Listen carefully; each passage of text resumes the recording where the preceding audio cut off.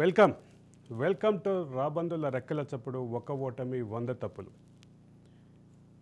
కేసీఆర్ 100 తప్పులు పరాజయానికి ఎలా కారణమయ్యాయనే విశ్లేషణలో భాగంగా మనం 100 తప్పుల సిరీస్ చేస్తున్నాం.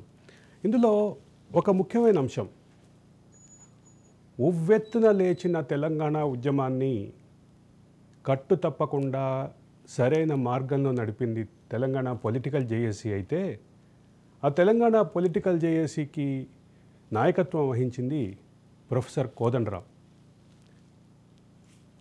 రాజనీతి శాస్త్ర అధ్యాపకుడిగా పనిచేస్తున్నటువంటి కోదండరాం కొన్ని దశాబ్దాల పాటు పౌర హక్కుల ఉద్యమంతో మమేకమైనారు.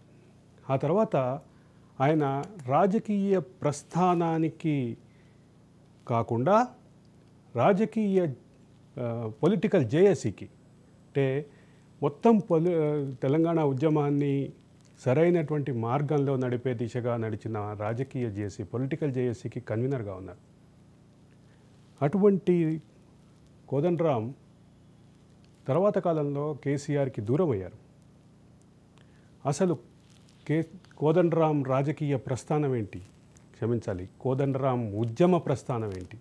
తెలంగాణ ఉద్యమం అనగానే గుర్తొచ్చే పేర్లు ఉద్యమ సిద్ధాంతకర్త ప్రొఫెసర్ జయశంకర్, శాంతియుతంగా అద్భుత సమన్వయంతో ఉద్యమాన్ని ముందుకు తీసుకెళ్లిన ప్రొఫెసర్ కోదండరాం, విద్యుత్ రంగంలోని లోపాలను ఎత్తి చూపిన విద్యుత్ జేఏసీ చైర్మన్ రఘు, జై జై హే తెలంగాణ అంటూ నినదించిన అందశ్రీ, తెలంగాణ కోసం ఆత్మార్పణ చేసిన శ్రీకాంతాచారి, ప్రతిరోజు తెలంగాణ ఉద్యమ నినాదంతో దద్దరిల్లిన ధర్నా చౌక్, ఉస్మానియా యూనివర్సిటీ. రాష్ట్రం సాధించిన తర్వాత ఆ మాటలే కనిపించడం, వినిపించడం మానేశాయి. తెలంగాణ ఉద్యమంలో ప్రొఫెసర్ కోదండరాం గురించి తెలుగునాట తెలియని వారుండరు. ఆయన పూర్తి పేరు ముద్దసాని కోదండరామస్వామి. ప్రొఫెసర్ కోదండరాం ఒక విద్యావేత్త, ఆచార్యుడి నుంచి రాజకీయ నాయకుడిగా ఎదిగారు. వృత్తిరీత్యా ఉస్మానియా విశ్వవిద్యాలయంలో రాజనీతి శాస్త్రం ఆచార్యునిగా పనిచేశారు. తెలంగాణ రాష్ట్ర సాధనలో ఏర్పడిన జాయింట్ యాక్షన్ కమిటీకి అధ్యక్షులుగా వ్యవహరించారు. ఆయన స్వస్థలం మంచిర్యాల జిల్లా బెల్లంపల్లి. కరీంనగర్ ఊటూరు గ్రామ రైతు ముద్దసాని జనార్దన్ రెడ్డి దంపతులకు 1955 సెప్టెంబర్ 5న జన్మించారు. ఆయన చదువంతా దాదాపుగా వరంగల్లోనే సాగింది. వరంగల్ గవర్నమెంట్ డిగ్రీ కాలేజీలో డిగ్రీ పూర్తి చేశారు. అనంతరం 1975లో రాజనీతి శాస్త్రంలో పోస్ట్ గ్రాడ్యుయేషన్ చేసేందుకు ఉస్మానియా విశ్వవిద్యాలయంలో చేరారు. 2004లో తెలంగాణ విద్యావంతుల వేదికను ఏర్పాటు చేసిన తర్వాత తెలంగాణ రాష్ట్ర ఏర్పాటు కొరకు 2009 డిసెంబర్ 24న తెలంగాణ రాజకీయ జాయింట్ యాక్షన్ కమిటీ కన్వీనియర్గా పనిచేశారు. తెలంగాణ ఉద్యమంలో కీలక పాత్ర పోషించారు. మిలియన్ మార్చ్, సకల జనుల సమ్మె సహా ఉద్యమాన్ని శాంతియుతంగా నడిపించడంలో కోదండరాందే కీలక పాత్ర. 2009 డిసెంబర్ తర్వాత ఉద్యమమంతా ఆయన నేతృత్వంలోని తెలంగాణ జేఏసీ ఆధ్వర్యంలోనే జరిగింది. ఆయన నాయకత్వాన్ని అన్ని రాజకీయ పక్షాలే కాకుండా విద్యార్థులు, ఉద్యోగ, ఉపాధి సంఘాలు విశ్వసించాయి. ఆయన ముందుండి ఒక పిలుపునిస్తే వందలు, వేలు, లక్షల సంఖ్యలో పోరాటంలో పాల్గొన్నారు. ఎంతమంది రెచ్చగొట్టినా ఏమాత్రం సహనం కోల్పోకుండా శాంతియుతంగా పోరాటం జరిగింది కోదండరాం నేతృత్వంలోనే. 2011 మార్చి 10న ప్రజలందరూ కలిసి అద్భుతంగా విజయవంతం చేసిన కార్యక్రమం మిలియన్ మార్చ్ ఉద్యమకారులకు, ప్రజలకు మానసిక స్థైర్యాన్ని ఇచ్చేలా చేసింది. తెలంగాణ ఉద్యమ చరిత్రలో మిలియన్ మార్చ్ది ఒక ప్రత్యేక స్థానాన్ని అందించిన వ్యక్తిగా కోదండరాం నిలిచారు. తెలంగాణ ఆవిర్భావం తొలి రోజు నుంచే కోదండరాంను పక్కన పెట్టేశారు. ఆయన పేరు వినిపించకుండా చేసేశారు. చివరికి ఆయన పార్టీని పెట్టుకుంటే తీవ్రంగా వేధించారు. ఆయన చుట్టూ ఉన్న మంది మార్బలాన్ని లాగేసుకుని ఉద్యమంలో అసలు ఆయన పాత్రే లేదు అన్నట్లు కేసీఆర్ అండ్ టీం వ్యవహరించారు. కోదండరాం తర్వాత ఆ తరహాలో ఆయనకు మద్దతిచ్చినందుకు తీవ్ర వేధింపులు ఎదుర్కొన్నారు. తెలంగాణ వచ్చిన తర్వాత కూడా అన్యాయాన్ని ప్రశ్నించడమే చాలా మంది పాలిట శాపమైంది. తెలంగాణ ఉద్యమం ఉవ్వెత్తున ఎగిసింది. సకల వర్గాలు తెలంగాణ ఉద్యమంలో భాగస్వాములయ్యాయి. అటువంటి ఉద్యమాన్ని కట్టు తప్పకుండా సరైన మార్గంలో నడిపింది పొలిటికల్ జేఏసీ అయితే, ఆ పొలిటికల్ జేఏసీకి చైర్మన్గా ఉన్నది ప్రొఫెసర్ కోదండరాం. కొంతకాలం పాటు ఆయన ఆ పదవిలో ఉన్నప్పటికీ చాలా కీలకమైనటువంటి దశలో ఉద్యమం ఎక్కడ కట్టు తప్పకుండా సరైన ఉద్యమ పంథాలోనే నడిచేలాగా నడిపారు. దానికి ఆ మేరకు నాయకత్వం వహించారు. రాజకీయ పార్టీల్లో రాజకీయ భేదాలు, విభేదాలు ఉన్నప్పటికీ ప్రొఫెసర్ కోదండరాం నేతృత్వంలో ఒక్కటిగా సాగారు. అన్ని వర్గాలు సకల జనులు ఏకమై తెలంగాణ కళ సాకారం చేశారు. ఈ నేపథ్యంలో ఇటువంటి కోదండరాంని, ఇటువంటి ఉద్యమ నేపథ్యం ఉన్న కోదండరాంని గతంలో ఆయన పౌర హక్కుల ఉద్యమంలో చాలా కీలకంగా ఉన్నారు. ఆ తర్వాత రాజనీతి శాస్త్ర అధ్యాపకుడిగా ఉన్నారు. అటువంటి నేపథ్యం ఉన్న కోదండరాంని దూరం చేసుకోవటం ద్వారా కేసీఆర్ పెద్ద రాజకీయ తప్పటడుగేశారనేది ఒక వాదన వినిపిస్తోంది. ఇటువంటి విషయాలన్నిటితో మనతో మాట్లాడటానికి, స్వయంగా తన మనసులో మాట చెప్పడానికి మనతో పాటు ఉన్నారు ప్రొఫెసర్ కోదండరాం. నమస్కారం కోదండరాం గారు, స్వాగతం. సుదీర్ఘ కళ సాకారమైంది, ఆ తర్వాత మరో కళ. అంటే మీరు ఏదైతే సమైక్య పాలనలో నిర్బంధాలను ఎదుర్కొన్నారో అంతకంటే ఎక్కువ నిర్బంధాలని గత 10 సంవత్సరాలు, 9.5 సంవత్సరాల కాలంలో చూశారు. మీ ఇంటి తలుపులు పగలగొట్టారు. మీలాంటి చాలామంది ఉద్యమకారులకి ఆ రకమైనటువంటి పరిస్థితి ఉంది. అక్కడి నుంచి మొదలై ఇక్కడి వరకు ఎట్లా అనిపిస్తుంది ప్రస్థానం? చాలా వెనక్కి తిరిగి చూసుకుంటే ఇవాళ అనిపిస్తుంది, అసలు నిజంగానే ఇంత ప్రయాణం చేయగలిగినామా అని అనిపిస్తుంది. కానీ వాస్తవం అది. వాస్తవము ఒక గట్టి పోరాటం తెలంగాణ రాష్ట్ర సాధన కోసం చేయటమే కాదు, 9 ఏళ్ల పాటు మేము కేసీఆర్ పాలనలో నిర్బంధాన్ని ఎదుర్కొన్నాం. 9 ఏళ్ళు అనటం సమంజసం కాదు, కానీ దాదాపుగా 2015 నుంచి ప్రారంభమైంది ఘర్షణ. ఇక అటు తర్వాత చాలా తీవ్రమైనటువంటి ఒత్తిళ్ళని ఎదుర్కొని కూడా మేము నిలబడగలిగినాం, ఒక మార్పును చూడగలిగినాం. ఇవాళ కొంచెం తృప్తి, మనం చేసిన ప్రయత్నం ఏమీ వృధా కాలేదు, మొండిగా నిలబడ్డందుకు కనీసం ఫలితమైన దక్కింది అని చెప్పి ఇవాళ. కోదండరాం గారు, మిమ్మల్ని అంటే మీతోటి ఇట్లా ప్రోగ్రామ్ అని ప్రోమో మేము రిలీజ్ చేయగానే చాలామంది నాకు పర్సనల్గాను అట్లాగే ఆఫీస్కి కాల్స్ వచ్చినాయి. అంటే మేము కోదండరాం గారితో సాలిడారిటీ ఎక్స్ప్రెస్ చేస్తాం అని చెప్పేసి ఆ కాల్స్ తీసుకునే క్రమంలో ఉన్నాం మనం. కోదండరాం గారు, ఒక క్లియర్ ఇండికేషన్ అయితే ఉంది, గత ప్రభుత్వంలో పౌర హక్కుల ఉల్లంఘన జరిగింది అనేది. అదే సందర్భంలో కనీసం ప్రజలకి తమ అసంతృప్తిని చెప్పుకోవడానికి ధర్నా చౌక్ కూడా లేని పరిస్థితి చూసాం. మీకు సన్నిహితంగా మీతో సహచరుగా ఉన్నటువంటి పిఎల్ విశ్వేశ్వరరావు గారు దాని మీద కోర్టుకు వెళ్ళి కూడా, హైకోర్టుకు వెళ్ళి మరి తీసుకొచ్చారు. అంటే ఒక చిన్న అంటే ధర్నా చౌక్ విషయంలోనే అంత పోరాటం చేయాల్సి వచ్చింది. దాన్ని మీరు అంటే మనం సాధించిన తెలంగాణ ఇదేనా అనే భావన ఎప్పుడన్నా కలిగిందా? భావన కలిగింది. అంటే ఇట్లా ఉంటుందని ఊహించుకోలేదు కదా. అంటే కనీసం ధర్నా చౌక్ కూడా లేని పరిస్థితి ఉంటుందని ఊహించలేదు. అప్పుడు ఇక ధర్నా చౌక్ నిలబడకపోతే మనకు నిరసన తెలిపే అధికారమే ఉండదు అని అప్పుడు పట్టుదలతో ఎంతమంది ధర్నా చౌక్ను వాడుకుంటారో అంతమంది చేత నిరసన వ్యక్తమయ్యేలా చూడాలి అని ఒక ప్రయత్నం చేసినాం. వాస్తవానికి విచిత్రమైందంటే ధర్నా చౌక్ కోసం ధర్నా ఎక్కడ చేయాలనేది అర్థం కాలేదు. పెద్ద చిక్కు సమస్యలాగా ఉండే. చాలాసేపు ఆలోచించిన తర్వాత అందరం కలిసి సిపిఐ వాళ్ళే అడిగినాం, మీరే మీ ఆఫీస్ ముందు కొంత జాగా ఉంది కాబట్టి ఇక్కడ ఒక 4 రోజుల పాటు ధర్నా, రోజు ఒకరు నిరసన దీక్ష చేయాలని రోజొక వర్గం అనుకున్నాం. అట్లా అనేక వర్గాలను గుర్తించడం, వాళ్ళ చేత నిరసన దీక్షలు కొనసాగించడం. అవి ఆ ఎండాకాలం వేడిలో ఈ ధర్నా మగ్దూమ్ భవన్ ముందు లోగిల్లో అక్కడ కూర్చున్నాం. దాదాపు 4 రోజుల పాటు ఆ కార్యక్రమాలు జరిగినాయి. అనేక మంది నిరసన తెలిపినారు. వాళ్ళు నిరసన తెలుపుతూ వ్యక్తం చేసిన అభిప్రాయాలు, వ్యాసాలు అవిటిని కూడా ఒక పుస్తకంగా తీసుకొచ్చినాం. అన్నింటికీ ముగింపుగా ధర్నా చౌక్నే ఆక్రమించుకుందామనే ఒక పిలుపునిచ్చి బయలుదేరినాం. ఆ రోజు చాలా అందుకు మేము అంతకుముందు ఏ రోజుకు ఆ రోజు 15, 20 మంది, 30 మంది, 50 మంది అట్లా వచ్చి నిరసన దీక్షలు చేసినారు. కానీ ఆ రోజు మాత్రం ఒక 3-4 వేల మంది విఎస్టీ దగ్గర నుంచి ధర్నా చౌక్ దాకా ప్రతి గల్లీలో నుంచి చీమల్లాగా జనం కదిలి ప్రయాణం చేస్తే మాత్రం అది ఒక అద్భుతమైన ఘట్టమే. మీతో పాటు సుదీర్ఘకాలం ప్రయాణంలో ఉన్నటువంటి ఒక మిత్రుడు మా అందరికీ మిత్రుడు, మా పాత్రికేయ సహచరుడు సతీష్ కమాల్ మీతోటి మాట్లాడటానికి ఫోన్ లైన్లో ఉన్నారు. Satish welcome. Thank you Aravind. Yeah, professor Kodandaram ఉన్నారు. నమస్తే. నమస్తే సార్, సతీష్ కమాల్ మాట్లాడుతున్నాను. బాగున్నారా సార్? అది ప్రజాపాలన వచ్చింది కాబట్టి అంత బాగున్నారు సార్. అయితే ఇప్పుడు ఒక ప్రమాదము అంటే లోక్సభ ఎన్నికల రూపంలో ఇంకో ప్రమాదము, ఇంకొక అవకాశము మా నియంత్రకు వస్తుందేమో అనే ఒక భయం తెలంగాణ సమాజంలో ఉంది సార్. ఉన్నది. ఇప్పుడు అంటే నేను మీ ముందు అంటే ఒక సొల్యూషన్ గురించి నేను మాట్లాడుతున్నాను.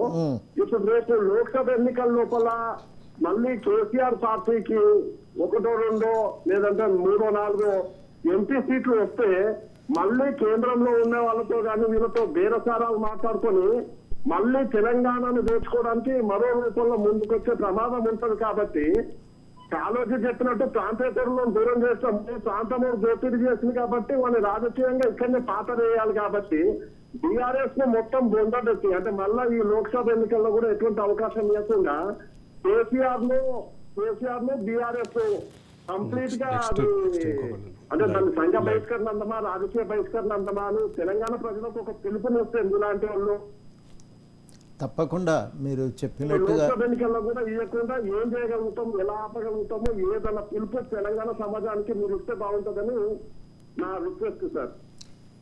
తప్పకుండా మీరు చెప్పినది అందరి మనసులో ఉంది. చాలా సీరియస్గానే పార్లమెంట్ ఎన్నికలకు తయారీలో ఉండాలి. ఈ ఎన్నికల్లో కూడా మనం గెలుపు సాధించటం చాలా కీలకం అనే అభిప్రాయం అందరిలో ఉంది.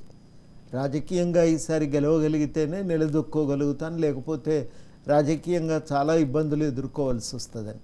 ప్రతిఘాతక శక్తులకు కొంత ప్రజాస్వామిక శక్తులకు మధ్య తీవ్రమైనటువంటి ఘర్షణే తలెత్తుతుంది. దాన్ని దృష్టిలో పెట్టుకొని పార్లమెంట్ ఎన్నికలను చాలా సీరియస్గా తీసుకోవాల్సి ఉంటుంది. యా సతీష్. యా సార్, ఒక ప్రస్థానంలో సతీష్ కమాల్ లాంటి అనేక మంది అంటే నాకు తెలిసి సతీష్ కమాల్ రాజకీయాలు మాట్లాడటానికి కాస్త దూరంగా ఉండే వ్యక్తి. అటువంటి వాడు ఈరోజు ఎన్నికల గురించి, ఎన్నికల వ్యూహాల గురించి పూర్తిగా ఈ స్థాయిలో మాట్లాడుతున్నప్పుడు అంటే ఇంత కసి ఎందుకు పెంచింది గత పాలన అనేది ఒక చిన్న అది నిజంగానండి. అంటే చాలా ఆశ్చర్యం అనిపిస్తుంది. నేను ఒకసారి సెక్రటేరియట్ ఉద్యోగులు విజయోత్సవం పెట్టుకుంటే ఆ రోజు వెళ్ళిన. మొన్న నేను మొట్టమొదటిసారి ఏదో ఒక పని మీద సెక్రటేరియట్ లోపలికి వెళ్ళిన. ఆ రోజు సెలవు, కానీ కలిసిన ప్రతి ఒక్కరు కూడా ఎప్పుడు వస్తారా అని ఎదురు చూస్తున్నామని చెప్పటమే కాకుండా నిజంగా సార్ జైళ్ళ నుంచి బయటపడ్డట్టుంది. ప్రభుత్వాలు మారటం చాలా సార్లు చూసాను. ముఖ్యమంత్రులు మారినప్పుడల్లా ముఖ్యమంత్రులకు శాలువాలు కప్పటం, దండలేయటం, బొకేలు ఇవ్వటం ఇవన్నీ సహజం. కానీ మొదటిసారి చూస్తున్నా నేను ప్రభుత్వం మారినప్పుడు అక్కడ ప్రభుత్వ ఉద్యోగుల్లో సచివాలయ ఉద్యోగులు డ్యాన్స్లు వేశారు, పండగ చేసుకున్నారు, పండగ వాతావరణం క్రియేట్ అయింది. అంటే ఇంత అప్రెషన్ ఎందుకు ఫీల్ అయ్యారు? అది ఒక ఆయన అన్నాడు, నేను ఈ వేధింపులు తట్టుకోలేక నేను నా కుటుంబం మొత్తం కూడా ఏడ్చిన సందర్భాలు అనేకం ఉన్నాయి సార్ అని. అంటే ఒక మామూలు దాదాపు రిటైర్మెంట్కి దగ్గర వచ్చిన వ్యక్తి ఆ మాట అన్నాడంటే నిజంగా ఎంత ఒత్తిడికి గురై ఉంటాడో ఊహించుకోండి. రకరకాలుగా మన వాళ్ళు కాదనుకుంటే, స్వతంత్రంగా వ్యవహరిస్తారనుకుంటే, మనం చెప్పిన పని చేయరు అనుకుంటే ఎన్ని రకాల వేధింపులకు గురి చేసినారో మనుషులను. అది మేమొక్కలమే అనుకున్నాం, కానీ దాదాపు తెలంగాణ సమాజం మొత్తం కూడా ఈ ఒత్తిడిని తట్టుకొని నిలబడ్డది. వాళ్ళను మాట్లాడనీయలేదు, సంఘాలను విచ్ఛిన్నం చేసినారు, ఎదగనీయలేదు, రకరకాలుగా కేసులు పెట్టి వాళ్ళను అణిచివేసే ప్రయత్నం చేసినారు, కొంతమందిని జైళ్ళల్లో కూడా పంపిన సందర్భాలు ఉన్నాయి. ఇన్ని రకాల ఒత్తిడి సమాజం మీద తెలియని ఒక భయంకరమైనటువంటి ఒక నిశ్శబ్దము తెలంగాణలో ఆవహించింది. ఇప్పుడు చాలామంది వచ్చి మాట్లాడుతున్నారు, ఏం మాట్లాడలేని పరిస్థితి, తట్టుకోలేని వీళ్ళ ఒత్తిడిని తట్టుకోలేని పరిస్థితి. ప్రభుత్వ నిర్ణయాన్ని ప్రశ్నించిన వాళ్ళని కూడా చాలామందిని కేసుల పరంగా ఇబ్బంది పెట్టే పరిస్థితి చూసాం. మనతో పాటు ఎవరు శారదా గౌడ్ గారు, సీనియర్ న్యాయవాది, రాజకీయ విశ్లేషకురాలు, ఆమె మనతో జాయిన్ అవుతున్నారు. మీతో మాట్లాడాలనుకుంటున్నారు. శారదా గౌడ్ గారు నమస్కారం. నమస్తే సార్. యా, ప్రొఫెసర్ కోదండరామ్ ఉన్నారు. నమస్కారం శారద గారు, బాగున్నారా? సార్ బాగున్నాం సార్, మీరు బాగున్నారా? అంత మంచి. సార్ చెప్పండి. మళ్ళీ ఒక సందర్భం ఇలా వస్తుందని మాత్రం ఊహించలేదు సార్. ఇలాంటి ఒక సందర్భం వస్తుంది అని చెప్పేసి, ఎందుకంటే తెలంగాణకి ముందు కూడా మనం అంతా కలిసి నడిచాము, చాలా సమావేశాల్లో మాట్లాడాము, ఎన్నో తీర్మానాలు చేస్తారు. ఇంకొకటి ఏంటంటే ముఖ్యంగా మీలో నేను బాగా గమనించింది ఏంటంటే, బాగా కోపం వస్తున్నటువంటి వాళ్ళను కూడా శాంతపరిచి అసలు కన్విన్స్ చేసి, అసలు కన్ఫ్యూజ్ కాకుండా అసలు రిలేటెడ్ ఇష్యూస్ వాళ్ళకి చెప్పి ఒప్పించి, అంటే మీరు చెప్పి ఒప్పించి మెప్పించి ఒక సామరస్య పూర్వకమైనటువంటి ధోరణిలో స్నేహపూర్వకంగా, అది కూడా ప్రేమతో, అసలు ఒక నిబద్ధత, అసలు నిజంగా ఎంత చెప్పినా కూడా తక్కువే సార్. నిజంగా ఒక్కోసారి అనిపిస్తుంది సంకల్ప బలం అనేది మీలో చాలా ఎక్కువగా ఉంది సార్. ఇది సాధిస్తాం, ఎందుకు సాధించాం, మనం కలిసికట్టుగా ఉండాలి అని మీరు చెప్పకనే చాలా సందర్భాల్లో చెప్పేవాళ్ళు. అది నాకు బాగా నచ్చేస్తారు మీ లోపల. యా శారద గారు, సారీ ఫర్ ద ఇంటరప్షన్. నేను ఇంట్రొడక్షన్లోనే ఒక మాట చెప్పా, ఉవ్వెత్తున ఎగిసిన ఉద్యమాన్ని కట్టుదప్పకుండా సరైన మార్గంలో నడిపినటువంటి పొలిటికల్ జేఏసీకి ప్రొఫెసర్ కోదండరామ్ నాయకత్వం వహించారు అని. ఐ హోప్ మీరు మాట్లాడిన మాట నా స్టేట్మెంట్కి మద్దతుగా తీసుకుంటున్నాను. Yeah sir. ఒక పోరాటము తొందరగా ముగియదు, ఇది నడుస్తుంది అనుకున్నప్పుడు ఇక చాలా ఓపిక అవసరం. నీరసపడిపోయి వదిలిపోయి అస్త్ర సన్యాసం చేసి ప్రయోజనం లేదు. ఇక మన వల్ల కాదులే అని చెప్పి మౌనంగా ఉండిపోవటం కానీ, లేకపోతే చేతులు కలిపి లొంగిపోవటం కానీ ఏవి కూడా మనం చేయకుండా ఉండాలన్నప్పుడు చాలా ఓపిక కావాలి, శక్తిని కాపాడుకోవాలి. ఆ కాపాడుకుంటూ ఒక్కొక్క అడుగు మనం జాగ్రత్తగా ముందుకు వేసుకుంటూ పోవాలి.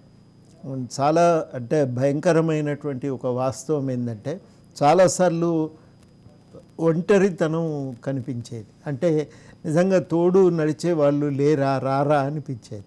కానీ మెల్లమెల్లగా ఓడిపోవటం ఖాయం అనుకున్నప్పుడు ఒక్కరొక్కరు బయటికి రావటం మొదలైంది. చాలా స్పష్టంగా మాట్లాడటం, బయటికి రావటం, ధైర్యం చెప్పటం. ఇంకా ఇవ్వాలనైతే దాదాపు ఇక చెరువు కట్ట దిగితే నీళ్ళు ఎట్లా బయటకు వస్తాయో అట్లా దాదాపు తెలంగాణ సమాజం మొత్తం కూడా ధైర్యం చేసి బయటకు వచ్చింది. కోదండరామ్ గారు, నేను వ్యక్తిగతంగా ఒక సమాచారం చెప్పాలి. ఇప్పుడు నాకు మధ్యాహ్నం మీతోటి గతంలో సన్నిహితంగా ఉన్న ఒక మిత్రుడు నాకు మెసేజ్ పెట్టాడు నా ప్రోమో చూసి. ఆయన అన్నమాట ఏంటంటే, కోదండరామ్ సార్ ఒక్క స్థానం తీసుకున్నాం, 2 స్థానాలు తీసుకున్నాం, 10 స్థానాలు తీసుకున్నాం, పోటీ చేస్తే విజయం అంతవరకైతే పరిమితం అయ్యేది. కానీ ఈరోజు 119 స్థానాల్లో జరిగిన ఎన్నికల్లో ప్రతి ప్రభుత్వ వ్యతిరేక ఓటు వెనక కోదండరామ్ సార్ పాత్ర ఉంది అనేది ఆయన అంటే మీతోటి గతంలో సన్నిహితంగా ఉన్న వ్యక్తి ఆయన అన్నమాట. అంటే ఆ మాట అంటూ ఓ మాట అన్నాడు, మా పొలిటికల్ సైన్స్ సారు కొత్తగా రాజకీయాలు నేర్చుకుంటున్నట్టున్నాడు, ఇంత రాజకీయ వ్యూహం మేము ఊహించలేదు ఆయన నుంచి అన్నాడు. అఫ్కోర్స్ అది ఒక కాంప్లిమెంట్ పక్కన పెడితే, వాస్తవంగా ప్రతి వర్గంలోనూ ఇప్పటివరకు మేము అనేక వర్గాల గురించి మాట్లాడాం, మహిళల గురించి మాట్లాడాం, ధర్నా చౌక్ గురించి మాట్లాడాం, ఆర్టీసీ ఉద్యోగుల గురించి మాట్లాడాం. ఆర్టీసీ ఉద్యోగుల సంఘం నాయకుడు ఇక్కడికి వచ్చి మీరు కూర్చున్న సీట్లను కూర్చొని చెప్పారు, మేము ఉన్నది 50,000 మంది ఓట్లే చూశారు, కానీ మేము 70 లక్షల మంది ప్రయాణికులు రోజు ఇంటరాక్ట్ అవుతాం, అంతమందిని ప్రభావితం చేయగలిగాం. తర్వాత ప్రభుత్వోద్యోగులు అదే మాట చెప్తున్నారు.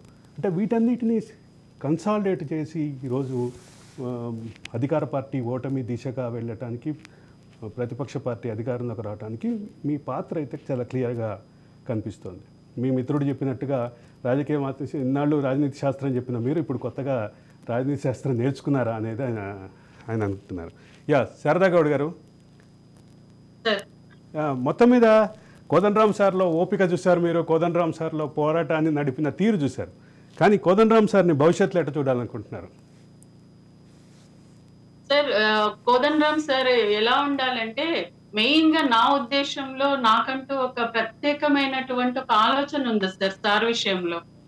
ఎలా అంటారంటే, ప్రభుత్వాలు ఏవొచ్చినా కూడా, ఎవరొచ్చినా కూడా, పాలకులు ఎవరైనా కూడా నిజాలు మనం చెప్పినప్పుడు వాళ్ళు కొంచెం ఇబ్బందిగా ఫీల్ అవుతూ ఉంటారు.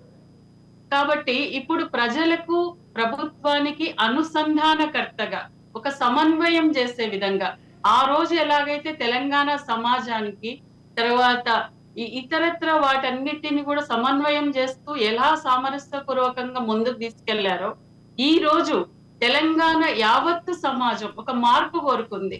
ఆ మార్పుని తటస్థంగా ఉంచే విధంగా ఉండాలి అని అంటే సార్ యొక్క సలహాలు చాలా ముఖ్యమైనవి.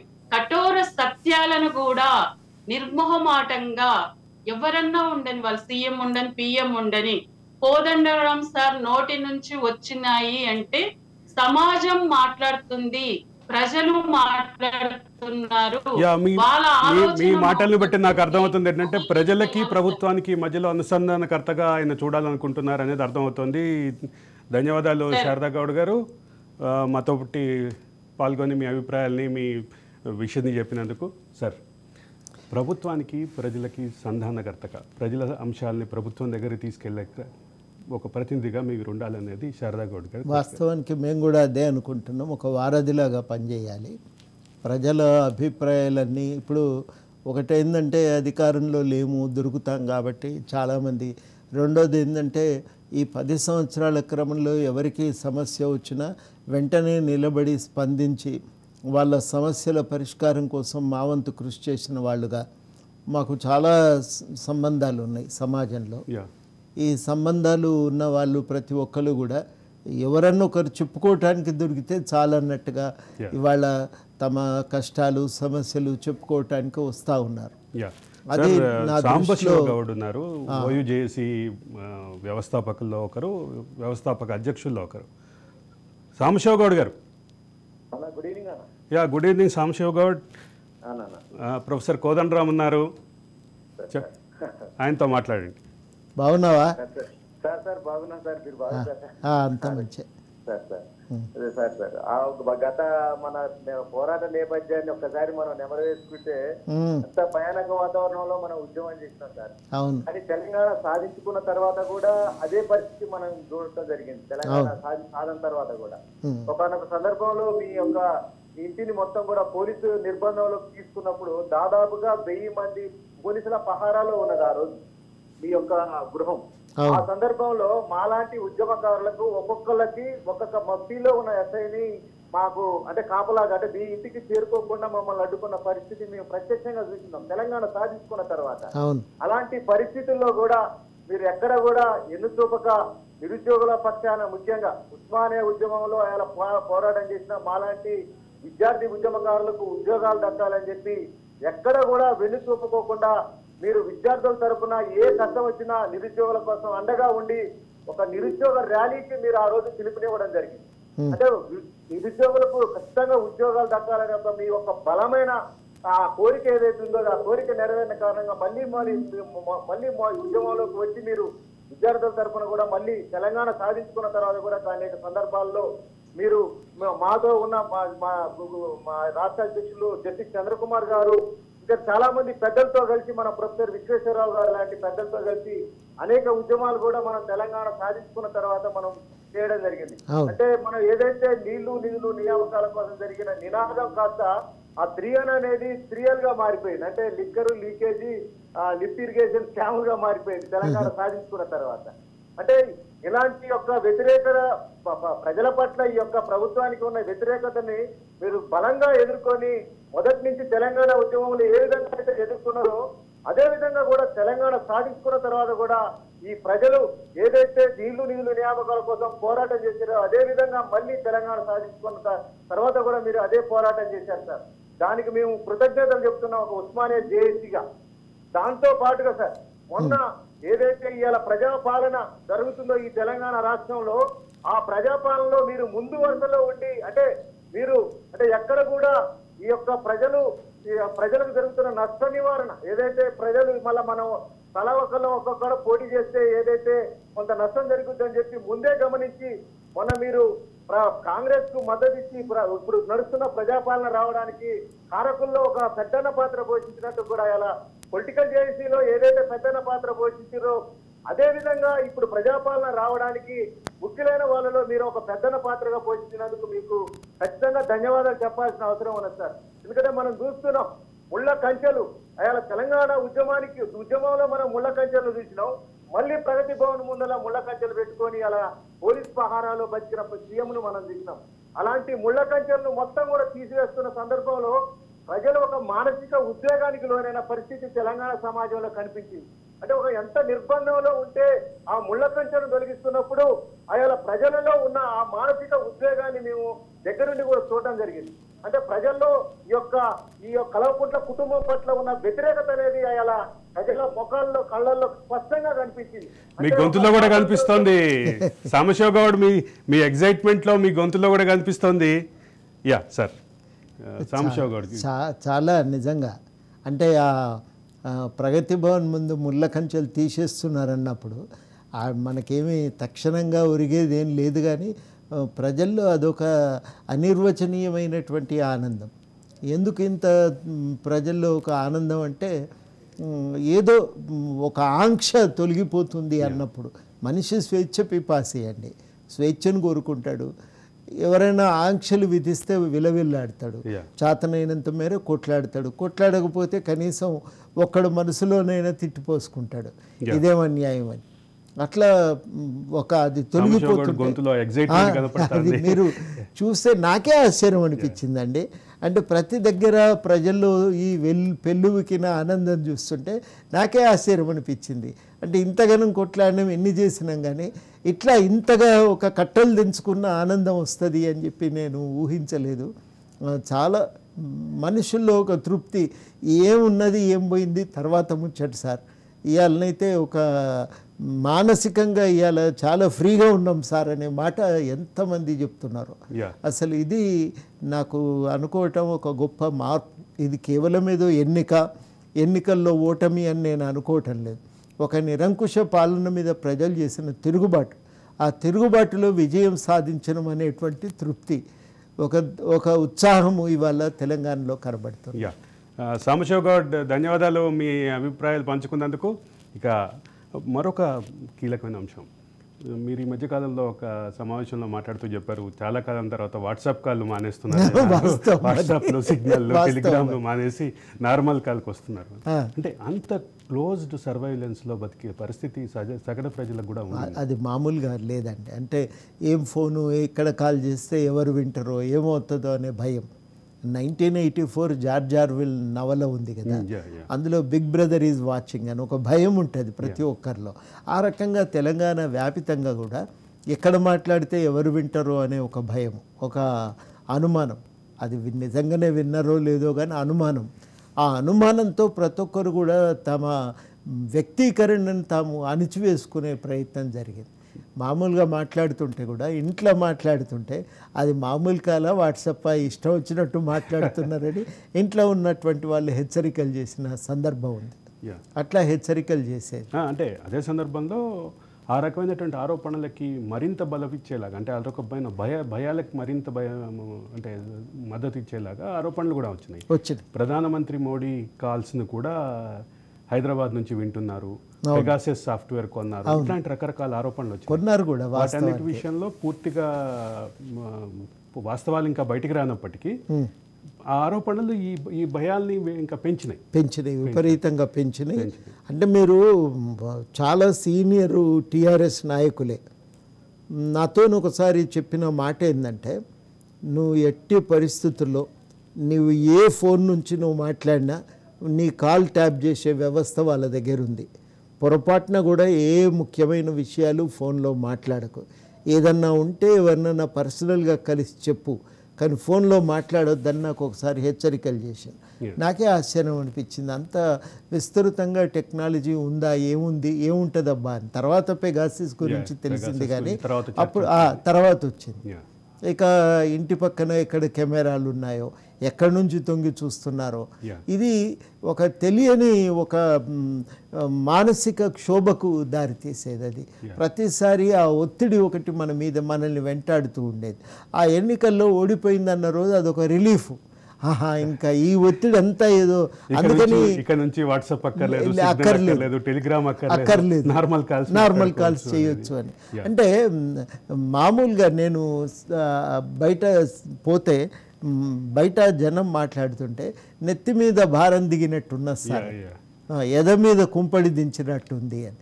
అంటే ఇంతటి స్వేచ్ఛ మామూలు మనుషులు కూడా వాళ్ళు తమ నిత్య జీవితంలో వాళ్ళు దాన్ని గుర్తించటం మొదలుపెట్టారు. మరో మీ ఉద్యమ సహచరుడు సయ్యద్ రఫీ ఉన్నారు వీడియో కాల్లో.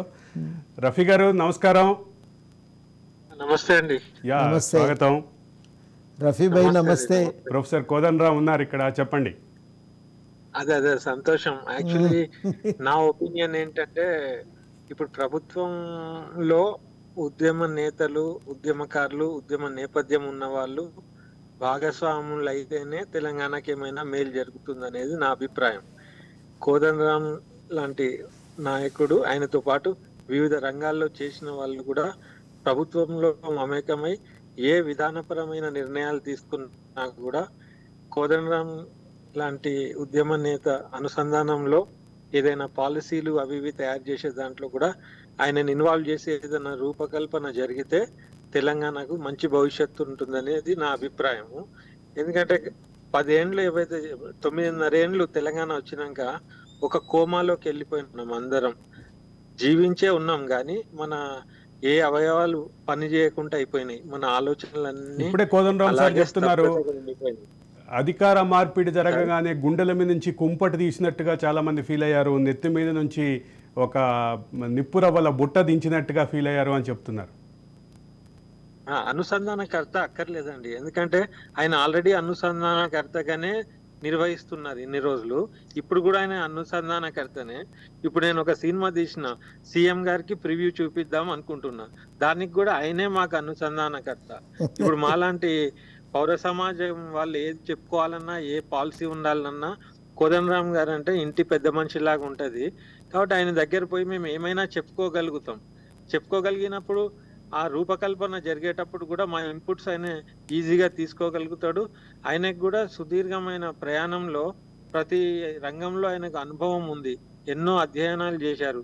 మేనిఫెస్టోలు తయారు చేసే దాంట్లో కూడా ఇప్పుడు కాదు, తెలంగాణ రాకముందు నుంచే ఆయన కంటిన్యూగా అదే పని మీద ఉన్నారు. ఆయన ఇంత అధ్యయనం చేసిన సోర్స్ ని ప్రభుత్వం వాడుకుంటే ప్రభుత్వానికే మంచిది, తెలంగాణ సమాజానికి కూడా మంచిది. కాబట్టి ప్రభుత్వం ఇప్పటికే డిలే అయింది నా ప్రకారంగా. ప్రమాణ స్వీకారాలు చేసేటప్పుడే ఆయనకు ఏదన్నా మంచి ఆయన పొజిషన్ చెప్తారని నేను వెయిట్ చేసిన, ఇంకా అది నాంచడం కూడా నాకు నచ్చడం లేదు. ఎందుకంటే ఇప్పుడు ప్రభుత్వం సెటిల్ అయిపోయింది ఆల్మోస్ట్.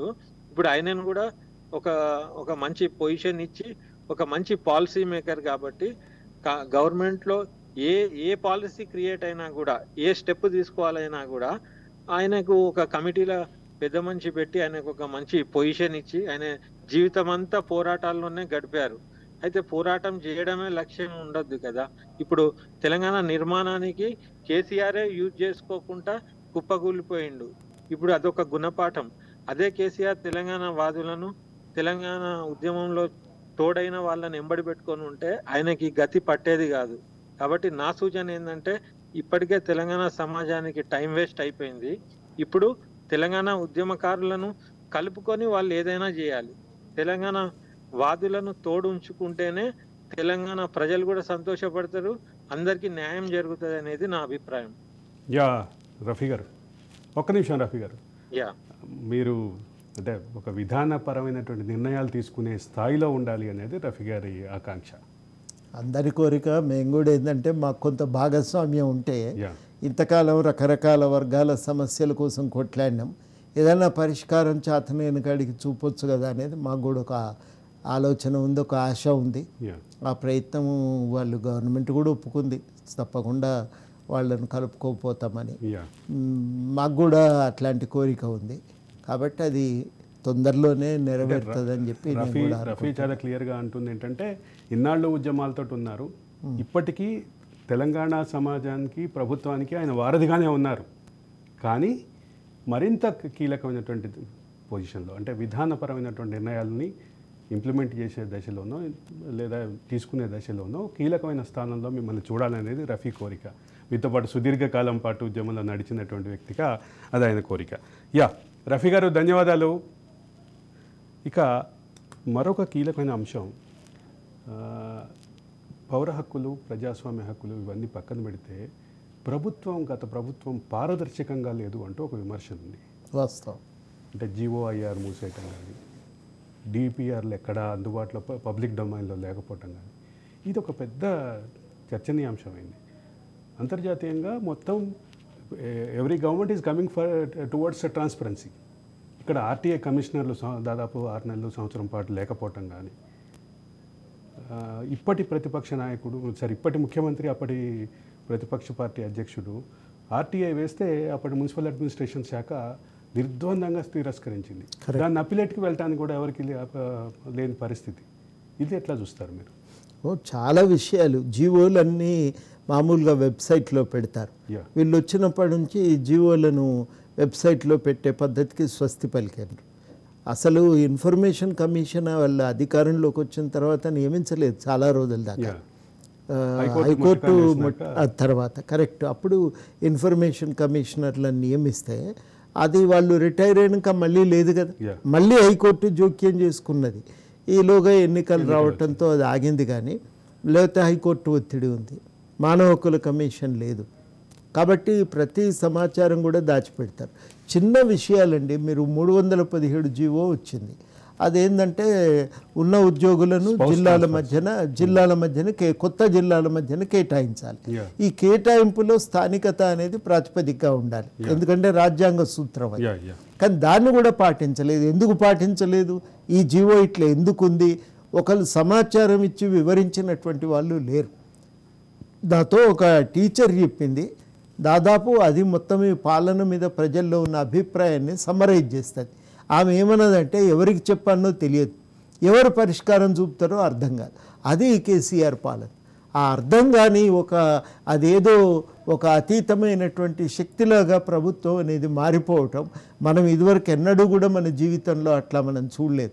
ఒకరు కాకపోతే ఒకరు చెప్తే ఎవరినో మంత్రిని ఒక్కరినైనా పట్టుకుంటే మిగిలిన వాళ్ళు సీఎం నొప్పించి ఓ పరిష్కారం చూపుతారనే విశ్వాసం. మనకి 317 జీవోకి సంబంధించి సరైన సమయంలో ఉద్యోగ సంఘాల నాయకుడు, ఉద్యోగ సంఘాల జేఏసీ నాయకుడు గోపాల్ రెడ్డి గారు లైన్లోకి వచ్చారు.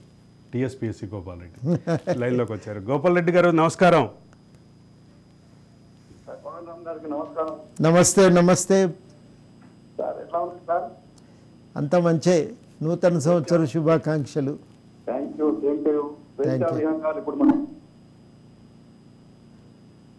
గోపాల్ రెడ్డి గారు మాట్లాడుకోగలుగుతున్నాం సార్ ఇంత ధైర్యంగా బహిరంగంగా. గత 10 సంవత్సరాలు అసలు రాష్ట్రంలో ఉన్నావా, మనకు హక్కులు ఉన్నావా, ఆకాంక్షలను భిన్నగా చేస్తామో ఆ ఆకాంక్షలన్నీ నెరవేరకుండానే ఆ పరిపాలన కొనసాగింది. అసలు ఎక్కడ అభిప్రాయాలు సేకరించలేదు, ఉద్యమకారులను ఎప్పుడు సంప్రదించలేదు. చాలా మంది నాకు ఫోన్ చేస్తూ ఉంటారు, కోదండరామ్ సార్ అటువంటి వాళ్ళని ఇంత పక్కకు వచ్చేసిండు, ఇదేంటి వ్యవస్థ.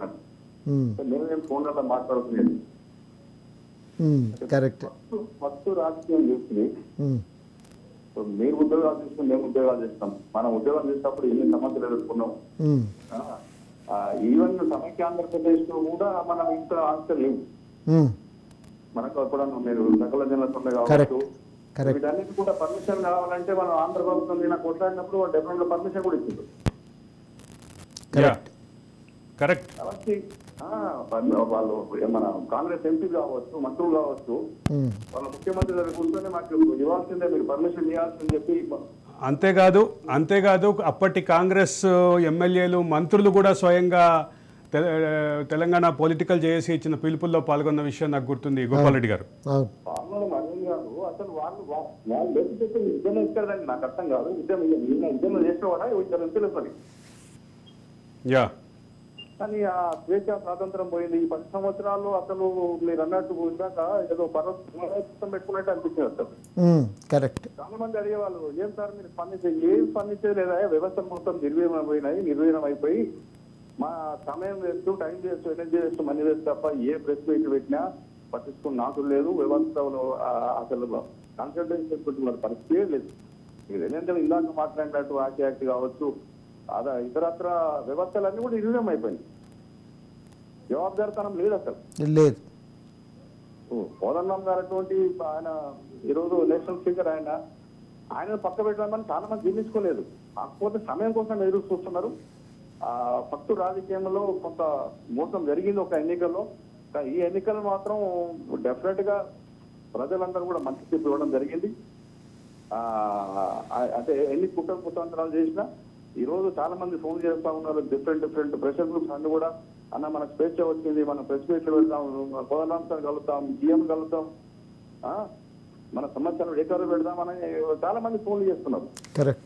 ఈ 10 సంవత్సరాల్లో ఉద్యోగ సంఘాలన్నీ నిర్వీర్యం అయిపోయినాయి.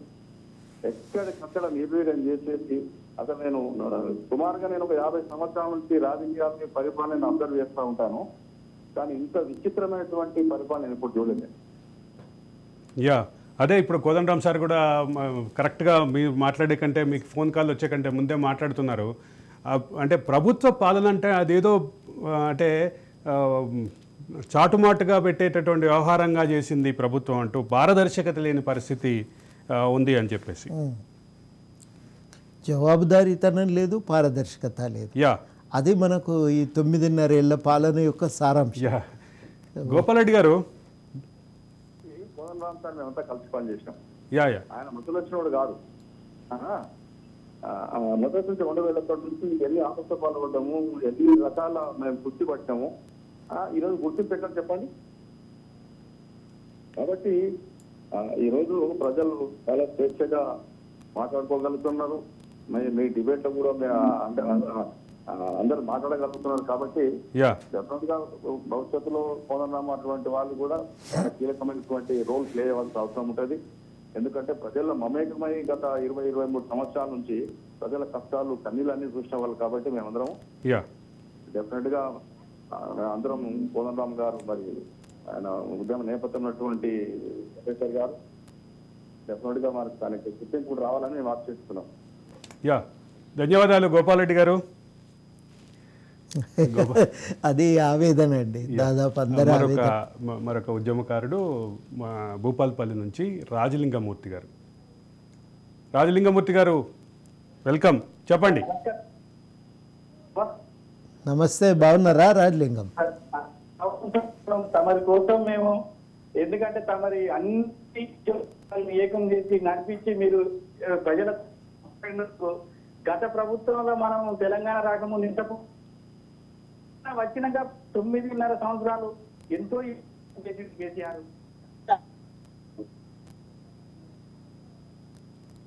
ఉద్యమంలో మన తెలంగాణ దాన్ని ఎక్కడ వాళ్ళ నియంత్ర ప్రభుత్వం అంటే ఫామ్ హౌస్లల్లా పనులు చేసింది తప్ప, ఈ కమర్ లాంటి వ్యక్తులు ఉంటే వాళ్ళ ఆటలు సాగాయనే ఉద్దేశం కాబట్టి ఇన్ని రోజులు ఇన్ని ఇబ్బందులకు గురి చేసిండు.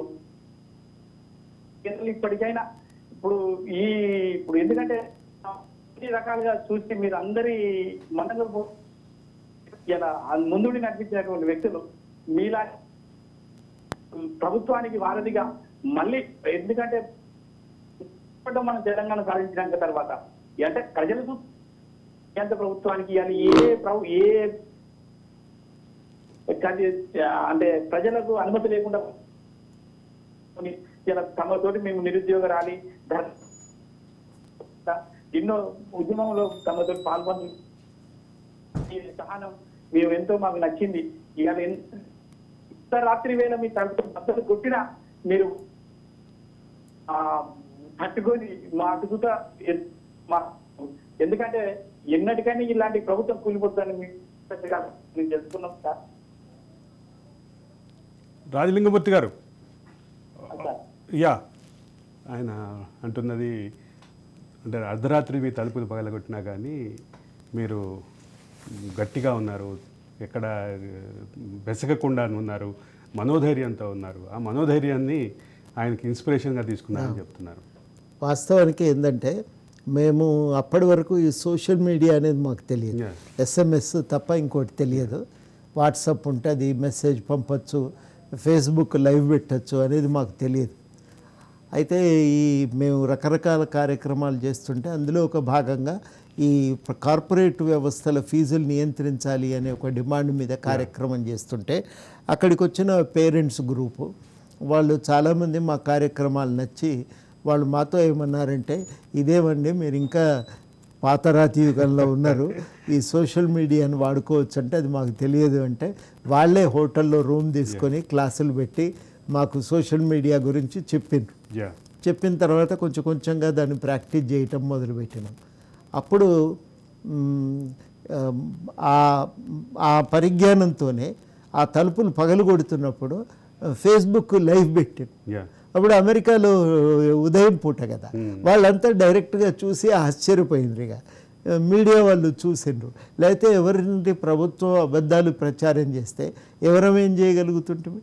కాబట్టి ఆ రాత్రిపూట వాళ్ళు మాట్లాడింది, మేము జవాబు చెప్పింది, తలుపులు కొడుతున్నది మొత్తంగా. తర్వాత ఆమె పక్కన ఉండే వేరే ఇంట్లో, అందరం మేము ఇంట్లోనే ఉండటంతో స్థలం లేక వేరే ఇంట్లో ఉంది.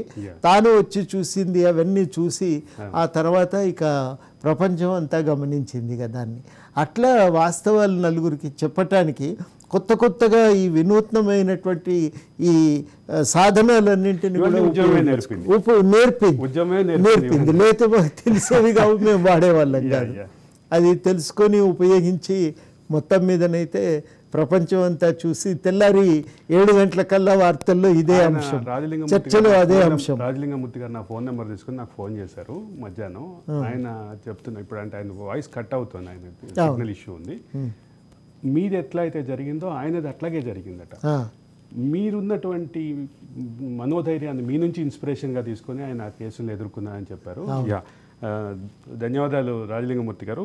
అంటే ఒక కీలకమైన చర్చలో ఉన్నాం మనం. సోషల్ మీడియా ప్రస్తావన మీరు తీసుకొచ్చారు కాబట్టి ఈ మధ్య కేటీఆర్ ఒక మాట అన్నారు, 32 మెడికల్ కాలేజీలు కట్టకుండా 32 యూట్యూబ్ ఛానళ్ళు కొంటే మేము గెలిచేవాళ్ళం అని. కొన్నారు కదండి, అబద్ధాలు ఎందుకు చెప్పాలి? మెడలు మంచి బెదిరించి ఛానళ్ళు గుంజుకున్నారు, కొన్నారు, ఆక్రమించుకున్నారు, ఇష్టానుసారంగా చేసినారు కదా. చేయలేదు ఎందుకు? చేస్తే కూడా ఏం మాట్లాడలేని పరిస్థితి కదా. మీటింగ్ పెడితే మళ్ళీ కొద్ది మందిమే ఆ రోజుల్లో స్పందించడం, దానికి సమాధానాలు చెప్పినాం, ఇది కరెక్ట్ కాదని గట్టిగా నిలబడి మాట్లాడినాం. దానికి కౌంటర్గా ఒక అంటే కొన్ని వీడియోలు కూడా విడుదలైనాయి. మీరు 32 ఛానళ్లే కాదు ఇంకెక్కువే ఛానళ్ళు కొన్నారు, పైగా మీరు చాలా ప్రచారం చేశారు. చాలా ప్రచారంలో ఏమీ వెనకపోలేదు. ఇవాళ మేము చేసుకోలేకపోయినామని చెప్పటం పూర్తి అబద్ధం. వాళ్ళ గొంతు తప్ప ఇంకో గొంతు వినబడలేదు కదా, ఇంకొక వార్త రాలేదు కదా, రాయటానికి ఎవరు సాహసించని పరిస్థితి. వెనకటికి ఇందిరాగాంధీ ఎమర్జెన్సీ పెట్టినప్పుడైనా పోలీసులు వచ్చి బెయిరిచ్చినారేమో, కానీ ఈసారి అట్లాంటిది ఏం అవసరం లేదు. అడ్వర్టైజ్మెంట్ బిల్లు చెక్కు సైన్ చేయాలంటే మేము చెప్పినట్టుగా రాయాలంటంతో అందరూ విన్నారు కదా. కాకుండా ఎవరు తిరస్కరించింది, ధిక్కరించిన వాళ్ళు ఎవరు లేరు. సోషల్ మీడియాను కూడా చాలా క్లోజ్గా మానిటర్ చేసింది టీఆర్ఎస్ ప్రభుత్వం అనేటటువంటి వాస్తవం. అది కూడా చాలా చేసి మీడియాలో రాసేటటువంటి వాళ్ళని కూడా చాలా ఇబ్బందులు పెట్టి కేసులు పెట్టిండ్రు. ఆర్టీసీలో నిజామాబాద్లో ఒక మిత్రుడిని తీసేసిండ్రు కూడా. తర్వాత మళ్ళీ ఇంకా ఆయన మీద కేసులు పెట్టిండ్రు. అట్లా చాలామందిని రకరకాలుగా వేధించారు. ఈ వేధింపుల వల్లనే ఒక భయం అనేది ఆవహించిపోయింది. కింద ధిక్కరించిన వాళ్ళ మీద కేసులు. నాతో భూపాల్పల్లి దగ్గర మేము యాత్ర చేస్తూ ఉంటే ఒక మిత్రుడు అన్నాడు మాతోని, అసలు రజాకారులు అంటే విన్నాం కానీ ఇప్పుడు చూస్తున్నాం సార్, కళ్ళెదుటే కనబడుతుంది. రాజలింగమూర్తి గారు అదే మాట అన్నారు రోజు మధ్యాహ్నం. రజాకారుల మాట విన్నాం కానీ సార్, గత 9.5 సంవత్సరాల్లో రజాకారులు చూసాం సార్, ఆ మాట నేను కోదండరామ్ సార్కి చెప్పాలి సార్ అన్నారు. బహుశా ఆయనకి ఏదో టెక్నికల్ ఇష్యూ వల్ల అది కనెక్ట్ అవ్వట్లేదు సార్. తర్వాత ఇదన్నీ ఇట్లా ఉంటే అసలు హక్కులు, పారదర్శకత, ప్రభుత్వ రంగం, అప్పులు, నిర్వహణ లోపాలు, నిర్మాణ లోపాలు ఇవన్నీ పక్కన పెడితే అసలు ఎలక్షన్స్లో కరెక్ట్గా ఎలక్షన్స్ కంటే కొద్దిగా ముందు మేడిగడ్డ కుంగిపోవటం, అది ఏ మేరకు అధికార పక్షం ఓటమికి కారణమైంది? అంటే అంతవరకు చెప్పింది ఎవరు నమ్మలే. ఇప్పుడు అది కళ్ళెదుట సాక్ష్యం కనబడుతుంది కదా, అది కుంగిపోయింది. అంటే నువ్వు ఇన్ని పైసలు గోదావరిలో వృధాగా పోసినట్టు అన్న మాటకు సాక్ష్యం కనబడ్డది. ప్రకృతి కన్నెర్ర చేసింది. ప్రవర్తన సరిగ్గా లేనప్పుడు ప్రకృతి కూడా సహించదు, ధిక్కరిస్తుందని చాలామంది అంటుంటారు. అది నిజమో కాదో కానీ ఆ రోజు మాత్రం నిజమనే అనిపించింది. సత్తుపల్లి నుంచి తెలంగాణ ఉద్యమకారుడు కూసంపూడి రవీంద్ర లైన్లో ఉన్నారు. రవీంద్ర గారు వెల్కమ్. ప్రొఫెసర్ కోదండరామ్ ఉన్నారు నాతోటి. రవీంద్ర గారు సార్ నమస్కారం. సార్ నమస్కారం. కోదండరామ్ సార్కి నమస్కారం. నమస్తే. ఈ రోజు ఇంత మంచి కార్యక్రమాన్ని తీసుకున్నందుకు రాజ్ న్యూస్ ఛానల్ వారికి అట్లాగే కోహ్లీ అరవింద్ గారు మీకు హృదయపూర్వక ధన్యవాదాలు చెప్తాను. ఎందుకంటే ఏదైతే తెలంగాణలో ఉద్యమకారులందరినీ కూడా ఒక పక్కన పెట్టి ఉద్యమ ద్రోహులందరినీ అందలం ఎక్కించినటువంటి నేపథ్యం చూసామో, ఈ రోజు తెలంగాణ ఉద్యమకారులందరం కూడా ఒక సంతోషకరమైన వాతావరణం ఉంది. దానికి ప్రతిబింబంగా మా యొక్క మనోభావాలన్నింటినీ ఆవిష్కరించడానికి ఒక గొప్ప కార్యక్రమం తీసుకున్నందుకు ధన్యవాదాలు చెప్తున్నాం. అట్లాగే సారు ఒక ఇన్స్పిరేషన్. ఎందుకంటే కోదండరామ్ సార్ని చూసి జయశంకర్ గారి యొక్క స్ఫూర్తితో కోదండరామ్ సార్ యొక్క నేతృత్వంలో తెలంగాణ సమాజం మొత్తం రోడ్లెక్కిన విషయం మనందరికీ తెలుసు. ఎందుకంటే సాధారణ ప్రజానీకం ఉద్యమంలోకి రావడానికి కొంచెం వెనక ముందు అవుతున్న సమయంలో సారు నేతృత్వంలో ఉద్యోగ సంఘాలన్నీ రోడ్లెక్కడంతో అదే ప్రభుత్వ ఉద్యోగులు మా కేసులు అయితే మా ఉద్యోగాలు పోతాయనేటువంటి భయపడి ఇళ్లలో ఉండేవాళ్ళు వాళ్ళే ఉద్యమం చేస్తుంటే మన సాధారణ ప్రజలు మనం ఎందుకు ఉద్యమంలోకి పోవద్దని చెప్పి సారు నేతృత్వంలో అందరినీ చూసి మనం ఒక ఉవ్వెత్తిన తెలంగాణ ఉద్యమం ముందుకు వచ్చిన విధానం మనకు తెలుసు. అయితే ఇక్కడ దురదృష్టకరంగా మరి 10 ఏళ్ల పాటు స్వతంత్రంగా రాష్ట్రం వచ్చింది అని సంబరపడే పరిస్థితి లేకుండా అంతకంటే ఉమ్మడి రాష్ట్రంలో ఏ రకంగా అయితే ఆంధ్ర పాలకుల చేతిలో ఇబ్బందులు పడ్డామని తెలంగాణ సమాజం బాధపడిందో అంతకంటే దారుణంగా సొంత నేతల మరి బాధ ఘట్టాల పైన కింద నలిగిపోయినామని బాధపడే పరిస్థితి రావడం అనేది చాలా దురదృష్టకరం. అయితే ఇక్కడ నాకు ఒక పొంతన గుర్తొస్తా ఉంది ఈ సందర్భంగా. అంటే స్వాతంత్ర పోరాటం 1947 ఆగస్టు 15 దేశం మొత్తానికి స్వాతంత్రం వస్తే తెలంగాణలో మాత్రం నిజాం సర్కార్కు వ్యతిరేకంగా తెలంగాణ ప్రజలు మళ్లీ పోరాటం చేసి ఒక సంవత్సరం తర్వాత అంటే 48 సెప్టెంబర్ 17 స్వతంత్రం తెచ్చుకోవాల్సిన పరిస్థితి మనకు. అంటే ఇది మనకు ఒక ఆనవాయితీ అయిపోయింది.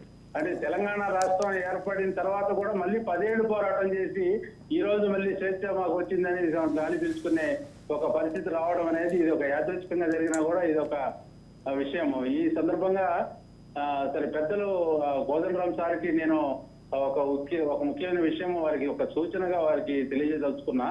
చెప్పండి. ఇప్పుడు ఉద్యమకారులని గుర్తించడము అనే కార్యక్రమం, అంటే ఉద్యమకారుల ఆకాంక్ష అంతా ఏంటంటే తెలంగాణ వచ్చింది, మరి ఉద్యమ ఆకాంక్ష నెరవేరిందని సంబరపడే పరిస్థితి వాస్తవానికి 10 ఏళ్లు లేకుండే. ఈ రోజు తెలంగాణ ప్రజా పాలన వచ్చింది అని అనుకుంటున్న నేపథ్యంలో ఉద్యమకారులను గుర్తించే నేపథ్యంలో కూడా పెద్దలు వారి ద్వారా ప్రభుత్వానికి ఒక సూచన ఏంటంటే ఉద్యమకారులని మళ్ళీ ఏదో వాళ్ళ యొక్క ఆధార్ కార్డులు పట్టుకొని వాళ్ళ దగ్గర ఉన్న కేసుల కోసం వాళ్ళు పోలీస్ స్టేషన్ల చుట్టూ తిరిగి కోర్టుల చుట్టూ తిరిగి కాగితాలు తెచ్చుకొని అర్జీలు పెట్టుకోండి మీకు ఏదో అది ఇస్తాం ఇది ఇస్తాం అనే పద్ధతిలో కాకుండా ప్రభుత్వమే ఆ రోజు ఉద్యమాల్లో పాల్గొన్నటువంటి ఉద్యోగులు కానీ ప్రజలు కానీ ముఖ్యంగా అమరవీరులు అమరులైనటువంటి వీరుల యొక్క కుటుంబాలని ప్రభుత్వమే స్వయంగా గుర్తించి వారందరినీ తగిన విధంగా గౌరవించే విధంగా ముఖ్యంగా అమరవీరుల కుటుంబాలకు మరి పెద్ద ఎత్తున న్యాయం చేయాల్సిన అవసరం ఉంది. వారి కుటుంబానికి ఒక ఉద్యోగం ఇవ్వడం కానీ మరి కనీసం ఒక 50 లక్షల రూపాయలు వారికి ఎక్స్గ్రేషియా కానీ లేదా ఒక 5 ఎకరాల వ్యవసాయ భూమి లాంటిది వారికి ఇవ్వడం కానీ ఇట్లాంటిది ఏదైనా ఒక చర్య తీసుకుంటే అమరవీరులని ఉద్యమకారుల్ని సపరేట్ చేసి అమరవీరులకి ఇంకా ప్రత్యేకమైనటువంటి హోదా ఇవ్వాలి అనేది మీ అభిప్రాయం లాగుంది, అంతేనా? Exactly sir. అది పెద్దలు కోదండరామ్ గారు ఈ రోజు ప్రభుత్వానికి వారు ఏ రకంగా ప్రణాళికా సంఘమా లేకుంటే సలహాదారా ఏ బాధ్యతలో వారు ఉన్నప్పటికీ కూడా ఈ తెలంగాణ ఉద్యమకారుల యొక్క ఆకాంక్షలని మరి ప్రభుత్వం దృష్టి తీసుకెళ్లి నెరవేర్చే ఒక బాధ్యత వారిపైన కుటుంబ పెద్దగా ఉంది కాబట్టి వారు ఆ విషయం మీద శ్రద్ధ పెట్టాలి. రవీంద్ర గారు లైన్లోనే ఉండండి, మీకు సమాధానం చెప్తారు కోదండరామ్ సార్. వాస్తవం వారు చెప్పిన సూచనలు తప్పకుండా దృష్టిలో పెట్టుకొని గవర్నమెంట్కు చేరవేస్తాం. ఈ అమరవీరుల కుటుంబాల వాళ్ళతో కూడా నేను మాట్లాడుతూనే ఉన్నా. ఈ మధ్యన ఎప్పుడో ఒకసారి ముఖ్యమంత్రి గారికి వాళ్లకు మధ్యన ఒక సమావేశం కూడా ఏర్పాటు చేయవలసి ఉంది. ఆ సమావేశం లో బహుశా ఈ విషయాలు కొన్ని నిర్ణయం తీసుకోవటానికి కూడా ఒక అవకాశం ఉంటుంది. తప్పకుండా ఈ సూచనలు ఏవి కూడా విస్మరించేది లేదు, సీరియస్గా ఫాలో అప్ చేస్తామని కూడా హామీ ఇస్తారు. యా అంటే ఒక సంఘీభావం అని తెలుపుతున్నారు. యా మనతో ఒక కాలర్ ఉన్నారు. యా కేవీఆర్ శాస్త్రి అని ఒక పురోహితుడు కాల్ చేశారు. శాస్త్రి గారు నమస్కారం. నమస్కారం. మనతో పాటు ప్రొఫెసర్ కోదండరామ్ ఉన్నారు, చెప్పండి. యా యా చాలా కాలం తర్వాత ఒక ప్రజా సమస్యల పైన తిరిగి ఒక తీసుకొచ్చేందుకు ముందుగా యాజమాన్యం వారికి మీకు ప్రత్యేక ధన్యవాదాలండి. అయ్యా కోదండరామ్ గారు నమస్కారాలు. ఆ టైంలో మీతో పాటు మేము కూడా అనేకమైన మీరు ఒక తెలంగాణ సాధించి పెట్టడానికి ఒక ఉద్యమంలో మీరు పాల్గొన్న తీరు, మీరు నడిపిన కృషి ఒక అద్భుతం, అమోఘం, అందులో అతిశయోక్తి లేదు. కానీ ఎక్కడ బాధ అంటే మీకు మనం సాధించిన తెలంగాణలో సరైన గుర్తింపు రాలేదు అన్నది నాకు వ్యక్తిగతంగా ఉన్న భావన. హలో, చెప్పండి శాస్త్రి గారు. అయితే ఇప్పుడు నేను ప్రధానంగా మీతో మాట్లాడదలుచుకుంది ఏంటి అంటే, ఒక పురోహితుడిగా, ఒక అర్చకుడిగా మా సమస్యలు కొన్ని మీకు చెప్పుకుంటే, ఎందుకంటే ఈ మన కాంగ్రెస్ ప్రభుత్వంలో రేవంత్ రెడ్డి గారు ముఖ్యమంత్రి అయిన తర్వాత మీకు సముచితమైన స్థానం కల్పిస్తారు, ఖచ్చితంగా కల్పిస్తుంది. మీ జాతకరీత్యా అనుకోవచ్చు, లేదా మీకు ఇప్పుడు నడుస్తున్న ఈ సింటమ్స్ మీరు తిరిగి మరలా ఈ ప్రభుత్వంలో మీరు ఒక కీలక పాత్రగా మారే అవకాశం ఉన్నదని మాకు అనిపిస్తున్న మాట వాస్తవం. ఇది నిజం కూడా, అమ్మవారు నిజం చేయాలని కోరుకుంటున్నాం. అయితే ప్రధానంగా మా సమస్యలు ఏంటి అంటే, ఆ టైంలో అనేక మంది అర్చకులు దేవాలయాలు మూసేసి పురోహితాలు మానుకొని మీతో పాటు మన తెలంగాణ ఉద్యమంలో పాల్గొన్నారు. అలా పాల్గొన్న వాళ్ళలో చాలా మందికి ఇంకా న్యాయం జరగలేదు. అంటే చాలా మందికి ఎంతోమంది స్కీమ్స్లో కావచ్చు, లేదా చిన్న చిన్న పురోహితుల పైన జరుగుతున్న దాడులు కావచ్చు, పంచగట్టుకొని వెళ్తున్నప్పుడు కొంతమంది చేసే సేవలు కావచ్చు, దేవాలయాల్లో పనిచేసే మా చాలా మంది చిన్న అర్చకులకి చాలా సమస్యలు. అంటే వాళ్ళు కుటుంబం గడవకుండా, ఇచ్చే ఆదాయం కూడా సరిపోకుండా, ఇది ప్రైవేట్ కానీ గవర్నమెంట్ వారు కానీ ఇచ్చే ఆదాయాలు సరిపోకుండా అనేక మంది బాధపడుతున్నారు. దీనిపైన మీరు దృష్టి సారించి గత ప్రభుత్వంలో అలా కాకుండా, అంటే అరవీధిలో వైకుంఠ కాకుండా మీరు కాస్త తాటి పురోహితులు మా మీద గాలి చూపిస్తూ ప్రభుత్వానికి మా సమస్యలని. శాస్త్రి గారు సారీ టు ఇంటరప్ట్ యూ. గత ప్రభుత్వం పురోహితుల కోసం చాలా చేశామని చెప్పుకుంది. అదే సందర్భంలో ముఖ్యమంత్రికి అప్పటి ముఖ్యమంత్రికి ప్రత్యేకమైనటువంటి శ్రద్ధ ఉంది మీ పట్ల అనేది చెప్పేవారు. మీరేంటి గత ప్రభుత్వం మిమ్మల్ని విస్మరించింది అంటున్నారు? లేదు, అంటే నేను ఏదో అని చెప్పను, కానీ అందరూ ఇంకా ప్రతిఫలాలు చివరి మూల దాకా వెళ్ళలేదు. కేవలం ఒక్కరిద్దరో, ఒక 10 మందో, ఒక 20 మందో దాన్ని బాగుపడ్డంత మాత్రం చేత అందరూ బాగుపడ్డారు అనుకోవడం మన భ్రమ, మన అపోహ.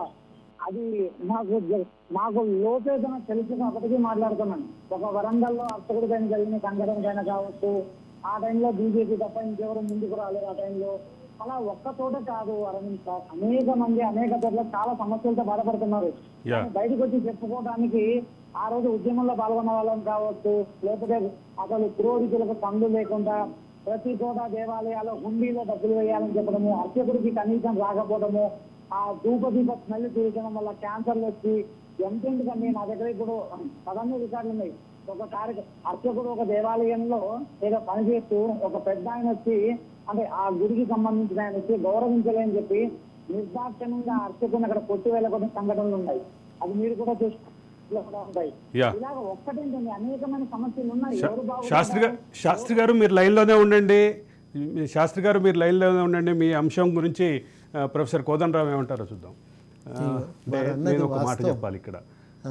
సకల జనుల సమ్మె, అన్ని వర్గాలు తెలంగాణ ఉద్యమంలో పోరాటంలో పాల్గొన్నాయి అంటానికి ఇది ఒక నిదర్శనం. కరెక్ట్. ఆయన చెప్తున్నప్పుడు ఆ మనసు హత్తుకునేలాగా మాటలు. ఆ రోజుల్లో నిజంగా గుళ్ళో నైవేద్యాన్ని పెట్టేసి వచ్చేసేవాళ్ళం మేము ఉద్యమంలోకి. అవును, వాస్తవం. ఈ పరిస్థితులు అంటే ఇది అందరూ సమాజంలో ఉన్న అన్ని వర్గాలు పాల్గొన్నాయి అంటే వాస్తవం. ఆయన గుడి బంధు బడి బంధు ప్రతిసారి మీటింగుల్లో మేము చెప్పేది, ఆఫీసు బంధు గుడి బంధు బడి బంధు కూడా ఇంతకంటే పెద్దగా సమ్మెట్లా. ఈ మాట మేము ప్రైమ్ మినిస్టర్తో అన్నాం. ఆఖరికి అర్చకులు కూడా సమ్మె చేస్తున్నారు అని. చాలా అసలు అది ఒక సమాజం అంతా కూడా కదిలి వచ్చి ఒక సమ్మె చేయటం, అది కూడా ఒక 42 రోజుల పాటు చేయటం మామూలు విషయం కాదు. అయితే తెలంగాణ వచ్చిన తర్వాత అర్చకులు ఆలయ సిబ్బంది సమ్మెలు చేసి మాకు కూడా కొంత బతుకుదెరువు అవకాశం చూపాలి అని అడిగితే అప్పుడు కొంతమంది అర్చకులకు ఆలయ సిబ్బందికి వాళ్ళను ఆ వేతన పరిధిలోకి తీసుకొచ్చి గవర్నమెంట్ వేతనాలు ఇవ్వటం మొదలుపెట్టింది. కానీ అందరూ దాని పరిధిలోకి రాలేదు, చాలామంది మిగిలిపోయారు. ఆ మిగిలిపోయిన వాళ్ళని కూడా ఎట్లా న్యాయం చేయాలి అనే ప్రశ్న ఉన్నది. అది దానికి కూడా సమాధానం అయితే వెతకాలి. ఎందుకంటే కోర్టు జడ్జిమెంట్లు ఉన్నాయి, ఆ జడ్జిమెంట్ పరిధిలో వాళ్లకు న్యాయం చేయాలి. కొంతమందికి జరిగింది, మిగిలిన వాళ్ళకు కూడా అట్లా న్యాయం చేయాల్సినటువంటి అవసరం అయితే ఇంకా చెప్పేటప్పుడు కూడా అదే చెప్పారు. కొంతమందికి మాత్రమే న్యాయం జరిగింది. అంటే చాలా విషాదం ఏంటంటే గుడి గంటకు ఉరి వేసుకొని చనిపోయినటువంటి అర్చకులు ఉన్నారు, వాళ్ళ పిల్లలు ఇప్పుడు పనిచేస్తూనే ఉన్నారు. అట్లాంటి దుర్ఘటనలు కూడా జరిగినాయి. శాస్త్రి గారు, మీకు సమాధానం అందింది అనుకుంటాను. మీరు చెప్తున్నటువంటి సమస్య ఆల్రెడీ కోదండరామ్ గారి దృష్టిలో ఉంది. ఆయన ప్రభుత్వంతో మాట్లాడే క్రమంలో ఉన్నారు. ఆయన ఇంకా గుండెలకు హత్తుకునేటటువంటి మాటలు కూడా చెప్తున్నారు. ఏదైతే గుడి గంటకి ఆత్మహత్య ఉరి వేసుకుని చనిపోయినటువంటి అర్చకుడికి సంబంధించి ఈ తెలంగాణ సమాజంలో నెగ్లెక్ట్ చేయబడిన గత 9.5 సంవత్సరాల కాలంలో నెగ్లెక్ట్ చేయబడిన మరొక వర్గంగా చెప్పుకోవాల్సింది. నిరుద్యోగ జేఏసీ నుంచి నిరుద్యోగ జేఏసీ వ్యవస్థాపకుడు శ్రీకాంత్ ఉన్నారు. శ్రీకాంత్ అడ్వకేట్ కూడా. శ్రీకాంత్ నమస్తే. శ్రీకాంత్ నమస్తే. శ్రీకాంత్ స్వయంగా కేసులు ఎదుర్కొంటున్నారు. తను న్యాయవాది అయ్యుండి తన కేసులు తనే వాదించుకుంటున్నట్టుగా నాతోటి పోయినసారి డిబేట్లో వచ్చినప్పుడు చెప్పారు. శ్రీకాంత్ చెప్పండి. ప్రొఫెసర్ కోదండరామ్ ఉన్నారు. నమస్తే. బాగున్నారా? బాగున్నాను సార్. ఒక్క ఓటమి 100 తప్పులని ప్రోగ్రామ్ లో మీరు పాల్గొన్నందుకు చాలా సంతోషం సార్. ఈ 2009లో మీకు గుర్తుండొచ్చు, కాచిగూడలో ఈ ఉద్యమ సమయంలో మీతో నేను పాల్గొన్న సందర్భాలు గుర్తొస్తున్నాయి ఇప్పుడు ఈ ప్రోగ్రామ్ చూస్తుంటే. అప్పుడు మేమంతా కూడా యువకులము, అందరం కూడా రాస్తారోకు ఇప్పుడు మాట్లాడినాము. అప్పుడు అందరం కూడా కాచిగూడ చౌరస్తా దగ్గర టూరిస్ట్ హోటల్ దగ్గర బస్సులలో గాలిని తీసేసినాము జేఏసీలో ఉండి కూడా. కానీ ఒక్కటే బాధ ఉండే, సాధించుకున్న తెలంగాణలో ఆత్మాభిమానంతో మనం పరిపాలన కొనసాగుతాం అనుకున్నాం. కానీ ఈ గడీల పాలనలో ఈ తెలంగాణ మగ్గుతుందని బాధ ఉంటుండే.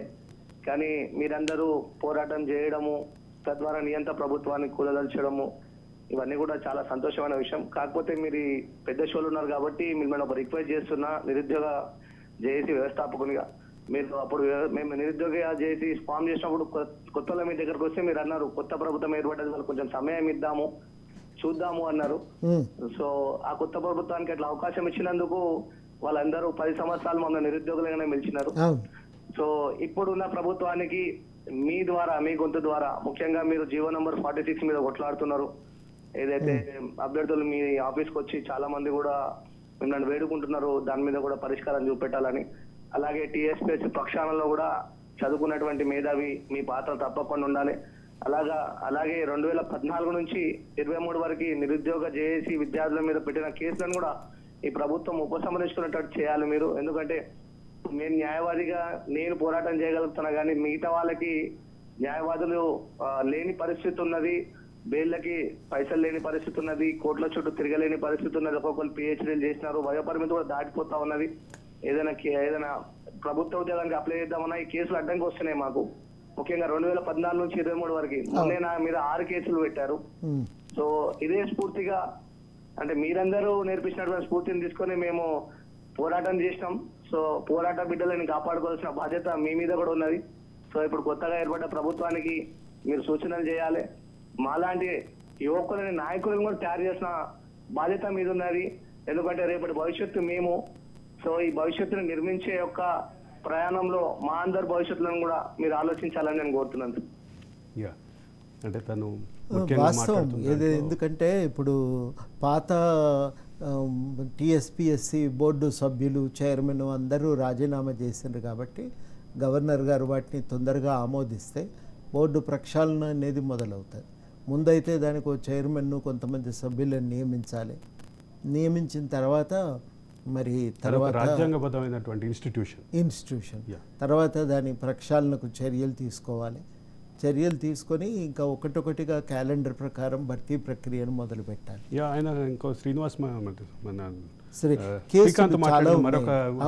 వాస్తవానికి న్యాయం కోసము నిరుద్యోగులు కొట్లాడినప్పుడు మొదట 2-3 ఏళ్ళు ఏమనలేదు, కానీ తర్వాత వాళ్ళందరి మీద కూడా కేసులు పెట్టిండ్రు. చాలా మంది మీద కేసులు. ఇప్పుడు ఆ మాట వాస్తవం. నేను ముఖ్యమంత్రి గారితో కూడా ఈ మాట ఒకసారి మాట్లాడినాను గతంలో. పార్టీ అధికారంలో రాకముందు కూడా మేనిఫెస్టో కమిటీ చైర్మన్ గారితో ఈ కేసుల ఉపసంహరణ మీద మీరు బాగా దృష్టి పెట్టాలి. ఎక్కడైనా బాగా హింసాత్మక ఘటనలకు పాల్పడిన వాళ్ళు ఎవరైనా ఉంటే వేరే మాట, అట్లాంటి వాళ్ళు ఎవరు లేరు. కాబట్టి కేసులన్నింటినీ కేవలము ఒక అణిచివేతే లక్ష్యంగా ప్రభుత్వం పెట్టిన కేసులు కాబట్టి వాటిని ఎత్తివేయాలని చెప్తే వాళ్ళు దానికి సూత్రరీత్యా అందరూ కూడా అంగీకరించారు. బహుశా కేసులు తొందరలోనే, ఈ మధ్యనే ముఖ్యమంత్రి గారు కూడా ఆ కేసుల లిస్టు తీయమని అడిగిన విషయం కూడా విన్నా నేను. కాబట్టి తొందరలో ఈ మార్పు జరుగుతుందని, కేసులు ఎత్తేస్తారని. శ్రీకాంత్, మీరు కోరుకున్న గుడ్ న్యూస్ వచ్చేసినట్టే అనిపిస్తోంది. ప్రభుత్వం దృష్టిలో ఉంది. అది ఆల్రెడీ ప్రభుత్వంతో ప్రొఫెసర్ కోదండరాం మాట్లాడిన సందర్భంలో కానీ అధికారంలోకి రాకముందు మాట్లాడారు, అధికారంలోకి వచ్చిన తర్వాత మాట్లాడారు. మీ అంశం ఆల్రెడీ మీ తరఫున వకాలత్ తీసుకొని ప్రొఫెసర్ సార్ మాట్లాడుతున్నారు. I hope you have answered. తర్వాత శ్రీనివాస్ ఉన్నారు, ఎక్స్ సర్పంచ్ తుంగతుర్తి నుంచి. శ్రీనివాస్ గారు నమస్కారం. గుడ్ ఈవినింగ్ శ్రీనివాస్ గారు.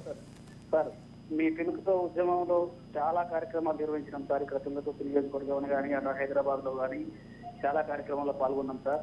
వచ్చిన తెలంగాణ వచ్చిన తర్వాత మీ పాత్ర కోసం విద్యార్థి యువత చాలా ఎదురు చూసింది సార్. కానీ మిమ్మల్ని గత ప్రభుత్వం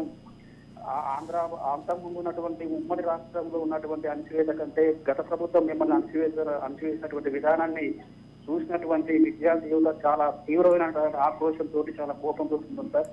ఈ ప్రభుత్వంలోనైనా అలాంటి మీ యొక్క అనుభవాలను మీరు ఏ ఆకాంక్ష కోసం అయితే మీరు ఈ రాష్ట్ర సాధన కోసం మీరు అడిగేసారో, విద్యార్థి యువత ముఖ్యంగా తెలంగాణ రాష్ట్రంలో ఉన్నటువంటి యావత్ విద్యార్థి యువత మీ యొక్క పాత్ర కోసం మీరు ఈ రాష్ట్రం ఏ ఆకాంక్షల కోసం అయితే సాధించుకున్నామో గత ప్రభుత్వంలో పెడదోర పడుతున్నటువంటి సందర్భంలో మీరు గాడిలో పెట్టడం కోసం మీరు చేసిన అనేక కార్యక్రమాలు కూడా అణచివేసినా కూడా మీతోటే ఉంది సార్ విద్యార్థి యువత.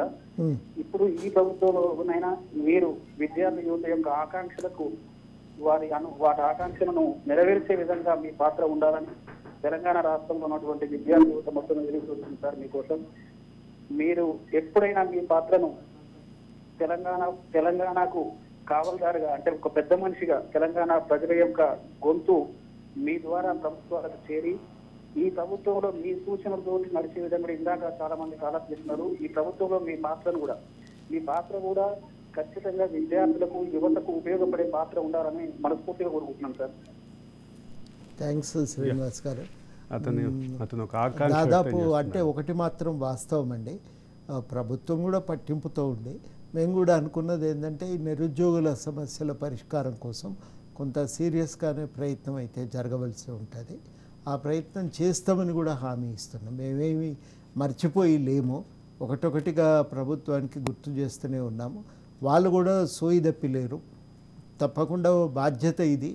నిరుద్యోగులు మన కోసం గట్టిగా నిలబడ్డారు, పనిచేసిండ్రు, పార్టీని గెలిపించిండ్రు అనే ఒక భావన బలంగా ఉంది. కాబట్టి వాళ్లకు న్యాయం చేయాలనే ఆలోచన కూడా పార్టీకి అధికారంలో ఉన్న మన నాయకులకు ఉంది కాబట్టి, ముఖ్యమంత్రి గారికి కూడా ఉంది కాబట్టి న్యాయం జరుగుతుందనేటువంటి విశ్వాసం ఉంది. దానికి మేము కూడా కొంత ప్రభుత్వానికి కావలసిన సహకారం లేదా తోడ్పాటు అందించి ఈ సమస్యల పరిష్కారాన్ని సాధించుకునే ప్రయత్నం చేద్దాం. ఇన్ని రోజులు కొట్లాడినాం, ఇప్పుడు మనం కోరుకున్న ప్రభుత్వం వచ్చింది కాబట్టి మనం ఆ ప్రభుత్వం ద్వారా మనం అనుకున్న లక్ష్యాలను చేరుకునే ప్రయత్నం చేద్దాం. అంటే ఇప్పుడు మన ప్రభుత్వం వచ్చింది అనే భావం నిరుద్యోగుల్లో ఉంది, మీలో ఉంది. కాబట్టి ఇప్పుడు మనం అంటే ఆ ప్రభుత్వంతో పని చేయించుకోవటం అనేది కావాల్సిన పని చేయించుకోవటం అనేది ప్రధానమైన టాస్క్ కనిపిస్తుంది. ఇక మళ్ళీ మన ఈ ప్రోగ్రామ్ విషయానికి వద్దాం. రాబందుల రెక్కల చప్పుడు, ఒక ఓటమి 100 తప్పులు, దీన్ని మీరు ఎట్లా చూస్తున్నారు ప్రొఫెసర్ గారు? వాస్తవం అండి. నిజానికి ఏదో టీఆర్ఎస్ ఓడిపోయింది అని ఊరుకుంటున్నాం, కానీ ఈ ఓటమిని చాలా లోతుగా విశ్లేషించాలి అంటే కేవలం ఎక్కడ ఓట్లు పడ్డాయి ఎక్కడ పడలేదు అనే దానికంటే కూడా అంతకంటే లోతుగా ఒక రాజకీయ కోణం నుంచే విశ్లేషణ చేయాలి. నేను అనుకోవటం అయితే ఇది కేవలం ఏదో ఒక ఎన్నికల ప్రక్రియగా జనం చూడలేదు. ఏదో ఎన్నికలు వచ్చినాయి, ఓటేద్దాము, ఈసారి ఓడగొడదాం, ఈసారి టీఆర్ఎస్కు ఓడగొట్టి కాంగ్రెస్కు ఓటేద్దామనే ఆలోచన కాదు. ప్రజల్లో ఒక ధిక్కారం, ప్రభుత్వము అధికారానికి దుర్వినియోగానికి. చిన్న ఉదాహరణ చెప్తాను. 12 నియోజకవర్గాల్లో, సింగరేణి ప్రభావిత నియోజకవర్గాలు 12లో ఒక్క చోట కూడా టీఆర్ఎస్ గెలవలేదు. పైగా మెజారిటీలు కూడా భారీగా ఉన్నాయి. గతంలో మెజారిటీలు పెరిగినాయి. అదే సింగరేణి కార్మికులు 2001 నుంచి కేసీఆర్ తోటి వెంట నడిచారు. ప్రతి ఉద్యమంలో పాల్గొన్నారు. మీరు ఇచ్చిన పిలిపిచ్చినా పాల్గొన్నారు, కేసీఆర్ గెలిపించారు కూడా. పైగా ఇప్పుడు పరిస్థితి ఏంటంటే వెంటనే మన అసెంబ్లీ ఎన్నికలు అయిపోయిన వెంటనే వచ్చిన సింగరేణి కార్మిక సంఘం ఎన్నికల్లో వాళ్ళకు పార్టీ వాళ్ళ గుర్తింపు వాళ్ళ సంఘానికి 5వ స్థానం వచ్చింది. కొన్ని డివిజన్లో అయితే అసలు 3 డివిజన్లో దాదాపు ఓట్లు లేవు, 0 వచ్చింది. ఒక డివిజన్లో 1 వచ్చింది, ఒక డివిజన్లో 3 వచ్చింది. ఇది ఒక ఉదాహరణగా చూస్తున్నాం. ఇది అంటే కరడుగట్టినటువంటి ఆగ్రహానికి ప్రతీకగా చూడాల్సిందే తప్ప ఈ 12 నియోజకవర్గాల రిజల్ట్ని దీని ఏదో ఫ్లూక్గా యూట్యూబ్ ఛానల్స్ మార్చేస్తేనో, లేదంటే మైండ్ మార్చేస్తేనో, లేదా ఇంకొక ఉచిత హామీలతో వచ్చినటువంటి విజయంగా చూసే పరిస్థితి లేదు అనేది అంటే మేము ఫీల్ అవుతుంది. ఈ క్రమంలో చేస్తున్నటువంటి ప్రోగ్రామ్ ఇది. అంటే రాజనీతి శాస్త్ర అధ్యాపకుడిగా, కాసేపు పొలిటికల్ జేఏసీని అన్నిటి పక్కన పెడదాం, రాజనీతి శాస్త్ర అధ్యాపకుడిగా మా ప్రయత్నాన్ని మీరు ఎట్లా చూస్తున్నారు? అదే నేను అంటున్నది కూడా ఏంటంటే ఈ పరిణామాలను లోతుగా చూడాలి. చాలామంది ఏమనుకుంటున్నారు, అంత ఆగ్రహం ప్రజల్లో ఉంటే ఒక పెళ్ళుబికినటువంటి ఒక ఫలితం వచ్చేది కదా, మొత్తంగా కాంగ్రెస్ పార్టీ ఎన్నికల్లో మొత్తం తుడిచిపెట్టేది కదా అని అనుకుంటారు చాలామంది. అక్కడక్కడ రకరకాల కారణాల చేత కొంత పరిమితులు మనకు కనబడుతున్నట్టు అనిపిస్తున్నది. కానీ మీరు చూస్తే 2 విషయాలండి. ఒకటి, విపరీతమైన మెజారిటీతో గెలిచింది కాంగ్రెస్. రెండవది ఏంటంటే అది ఏదో ఒక అవసరంగా ప్రజలు భావించారు, పనిగట్టుకొని ఊరికి పోయినరు, ఈసారి ఓడగొట్టాలని ఒకరికొకరు నచ్చ చెప్పుకున్నారు. యువత అయితే ఊరూరు తిరిగి ప్రచారం చేసిండ్రు.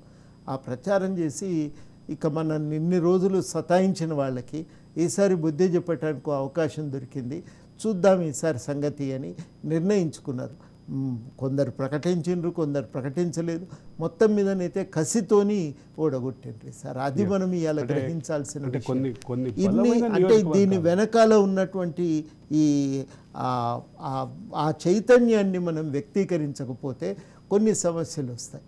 సమస్య ఎక్కడ వస్తుందంటే, ఇప్పటికీ చాలామంది టీఆర్ఎస్ నాయకులు చూస్తాం మీరు ఎన్ని రోజులు ఉంటారో అని, అట్లాంటిది ప్రయత్నం కనుక చేస్తే ప్రజల్లో ఇంకా చీత్కారాలను ఎదుర్కోవాల్సి వస్తుంది. ఇంకా అది కోలుకోలేని రీతిలో దాన్ని సమాజ్ చేస్తారనేది కూడా మనం గ్రహించాలి. కాబట్టి ఆ రకమైనటువంటి మూర్ఖత్వాన్ని, అవివేకాన్ని వాళ్ళు ఇంకా ప్రదర్శిస్తూనే ఉన్నారు. అదే సందర్భంలో ఇదేదో అంటే ఉచిత హామీల గెలుపుగానో అట్లాంటిది కాదు, లేదా ఫేక్ మాటలు చెప్పిన గెలుపుగానో చిత్రీకరించడానికి ఒక ప్రయత్నం జరుగుతోంది. ఆ రకమైనటువంటి భావజాలను ఈ హామీలు ఇస్తారో ఇయ్యరో అవన్నీ పక్కన పెట్టు, ముందు వీళ్ళకి బుద్ధి చెప్పాలి అన్నదే ప్రధానంగా ఉంది. ముందు వీళ్ళకి బుద్ధి చెప్పాలి. ఈసారి దించకపోతే బతకనియరు. ఇది చాలామంది మామూలు ప్రజలు కూడా ఉపయోగించినటువంటి మాట. ఈసారి దించకపోతే మనం బతకలేం, మనల్ని బతకనియరు, ఎట్టి పరిస్థితుల్లో ఈసారి ఓడించవలసిందే అనే అభిప్రాయము చాలా బలంగా ప్రజలు వ్యక్తం చేశారు. అది దీని వెనకాల ఉన్న మర్మం. అంటే ఈ ఓటమి వెనకాల ఉన్న అసలైనటువంటి ఈ కారణాలను వెలుగులోకి తేవాలి. అవి తేకపోతే ఏమవుతుందంటే ఈ మార్పు స్వభావం అనేది అర్థం కాదు. మేము ప్రధానంగా తీసుకుంటున్నటువంటి అంశం కూడా ఏంటంటే, అంటే 2001 నుంచి కేసీఆర్ తోటి ఏవేవైతే వర్గాలు ఫెయిల్ అయినాయో లేదా ఎవరెవరైతే వ్యక్తులు ఫెయిల్ అయ్యారో వాళ్ళే మొదటే దూరం అవుతూ వచ్చారు. కరెక్ట్. అంటే ప్రభుత్వోద్యోగులు కానీ, నిరుద్యోగులు కానీ, సింగరేణి కార్మికులు కానీ, ఆర్టీసీ కార్మికులు కానీ ప్రతి ఒక్కళ్ళలోనూ ఆ వ్యతిరేకత అనేది కూడగట్టుకుని కనిపించింది. అంటే జిల్లాల వారీగా చూస్తే కూడా వరంగల్ జిల్లా మొదటి నుంచి కేసీఆర్కి అండగా నిలబడ్డ జిల్లా, కరీంనగర్ అండగా నిలబడ్డ జిల్లా, ఆదిలాబాద్ గట్టిగా ఉన్న జిల్లా, నిజామాబాద్ 2014లో అవుట్ రైట్గా టీఆర్ఎస్ గెలిచిన జిల్లా, మహబూబ్ నగర్ మొదటి నుంచి కేసీఆర్ అక్కడికి వెళ్ళి ఎంపీగా పోటీ చేస్తే గెలిపించిన జిల్లా. ఇట్లాంటి జిల్లాల్లో కూడా ఈరోజు సరే ఖమ్మం అంటే మొదటి నుంచి ఒకటే వస్తుంది, ఈసారి కూడా ఒకటే వచ్చింది, అది కాసేపు పక్కన పెడదాం. కానీ అసలు ఈ ముసలం ఖమ్మం నుంచే మొదలైంది అనేది అదొక సూత్రీకరణ ఉంది, అది కాసేపు పక్కన పెడదాం. కానీ ఇట్లాంటి జిల్లాలు, బలంగా ఉన్న జిల్లాలు, వరంగల్ జిల్లాలో 12 సీట్లకి 2 సీట్లు మాత్రమే టీఆర్ఎస్కి వచ్చినాయి. అంటే మిగతా అన్ని చోట్ల బలంగా పనిచేసింది. ఐటీ హబ్ కట్టాం వరంగల్లో, చాలా డెవలప్మెంట్ చేసామని చెప్పుకుంటే ఆచరణలో సరైనటువంటి ఫలితాలు రాని పరిస్థితి.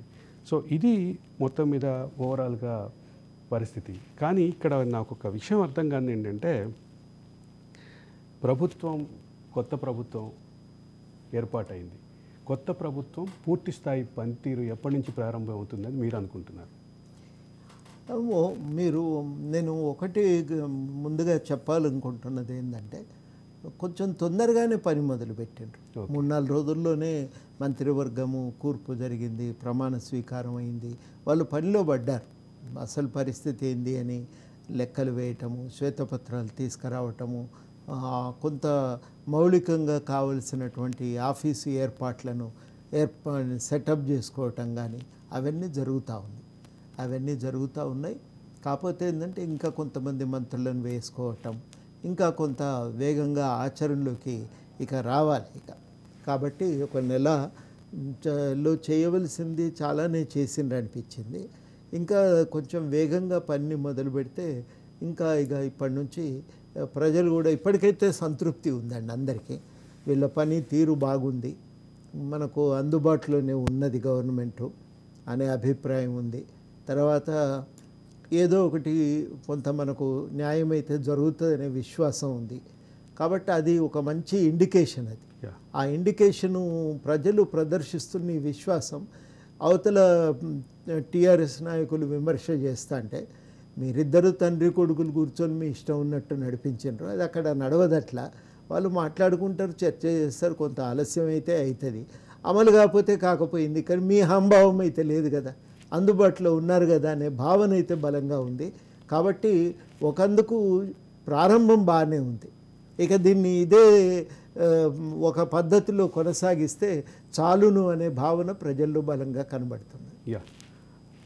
సకల జనుల సమ్మె నుండి మొదలు పెడితే అన్ని రకాల ఉద్యమాల్లోనూ ముందుండి తెలంగాణ ఉద్యమాన్ని నడిపించినటువంటి ప్రొఫెసర్ కోదండరాం మనసులో మాట ఇది. ఇప్పటికే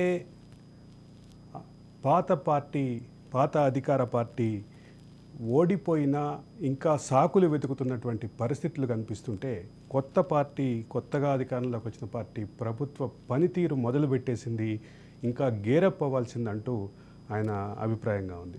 అదే సందర్భంలో మాట్లాడిన కాలర్స్ యొక్క అభీష్టం చూసాం. ఆయనని అంటే ప్రభుత్వానికి ప్రజలకి అనుసంధానకర్తగా ఉండాలని, లేదా విధానపరమైనటువంటి నిర్ణయాలు తీసుకునేటటువంటి పొజిషన్లో ఉండాలని, ఇట్లాంటి రకరకాల కోరికలు ఉన్నాయి. తెలంగాణ సమాజానికి ఇప్పటికీ ఆయన ప్రతీకనే. అదే సందర్భంలో తెలంగాణ సమాజానికి ఆయన మీద కోరికలు ఉన్నాయి, ఆయన మీద ఆశలు ఉన్నాయి, ఆయన మీద రకరకాల నమ్మకాలు ఉన్నాయి. ఇవన్నీ ఎలా కొత్త రాష్ట్ర ప్రభుత్వంతో కలిపి నడుపుతారో, రాష్ట్ర ప్రభుత్వాన్ని ఏ డైరెక్షన్లో తీసుకెళ్తారో నేను చాలా క్లియర్గా చెప్తున్నా. ఆయన నుంచి రాష్ట్ర ప్రభుత్వం, రాష్ట్ర ప్రజలు అదే కోరుకుంటున్నారు. అది ఏం తీసుకెళ్తారనేది కీలకమైన అంశం. ప్రొఫెసర్ కోదండరాం, ఇటువంటి విజ్ఞుడైన ప్రొఫెసర్ కోదండరాంని దూరం చేసుకొని ఖచ్చితంగా కేసీఆర్ పొరపాటు చేశారనేది విజ్ఞుల మాట. ఇది ఒక ఓటమి 100 తప్పుల్లో ప్రొఫెసర్ కోదండరాంతో స్పెషల్ ఎపిసోడ్. ధన్యవాదాలు కోదండరాం గారు. Stay tune to Raj news.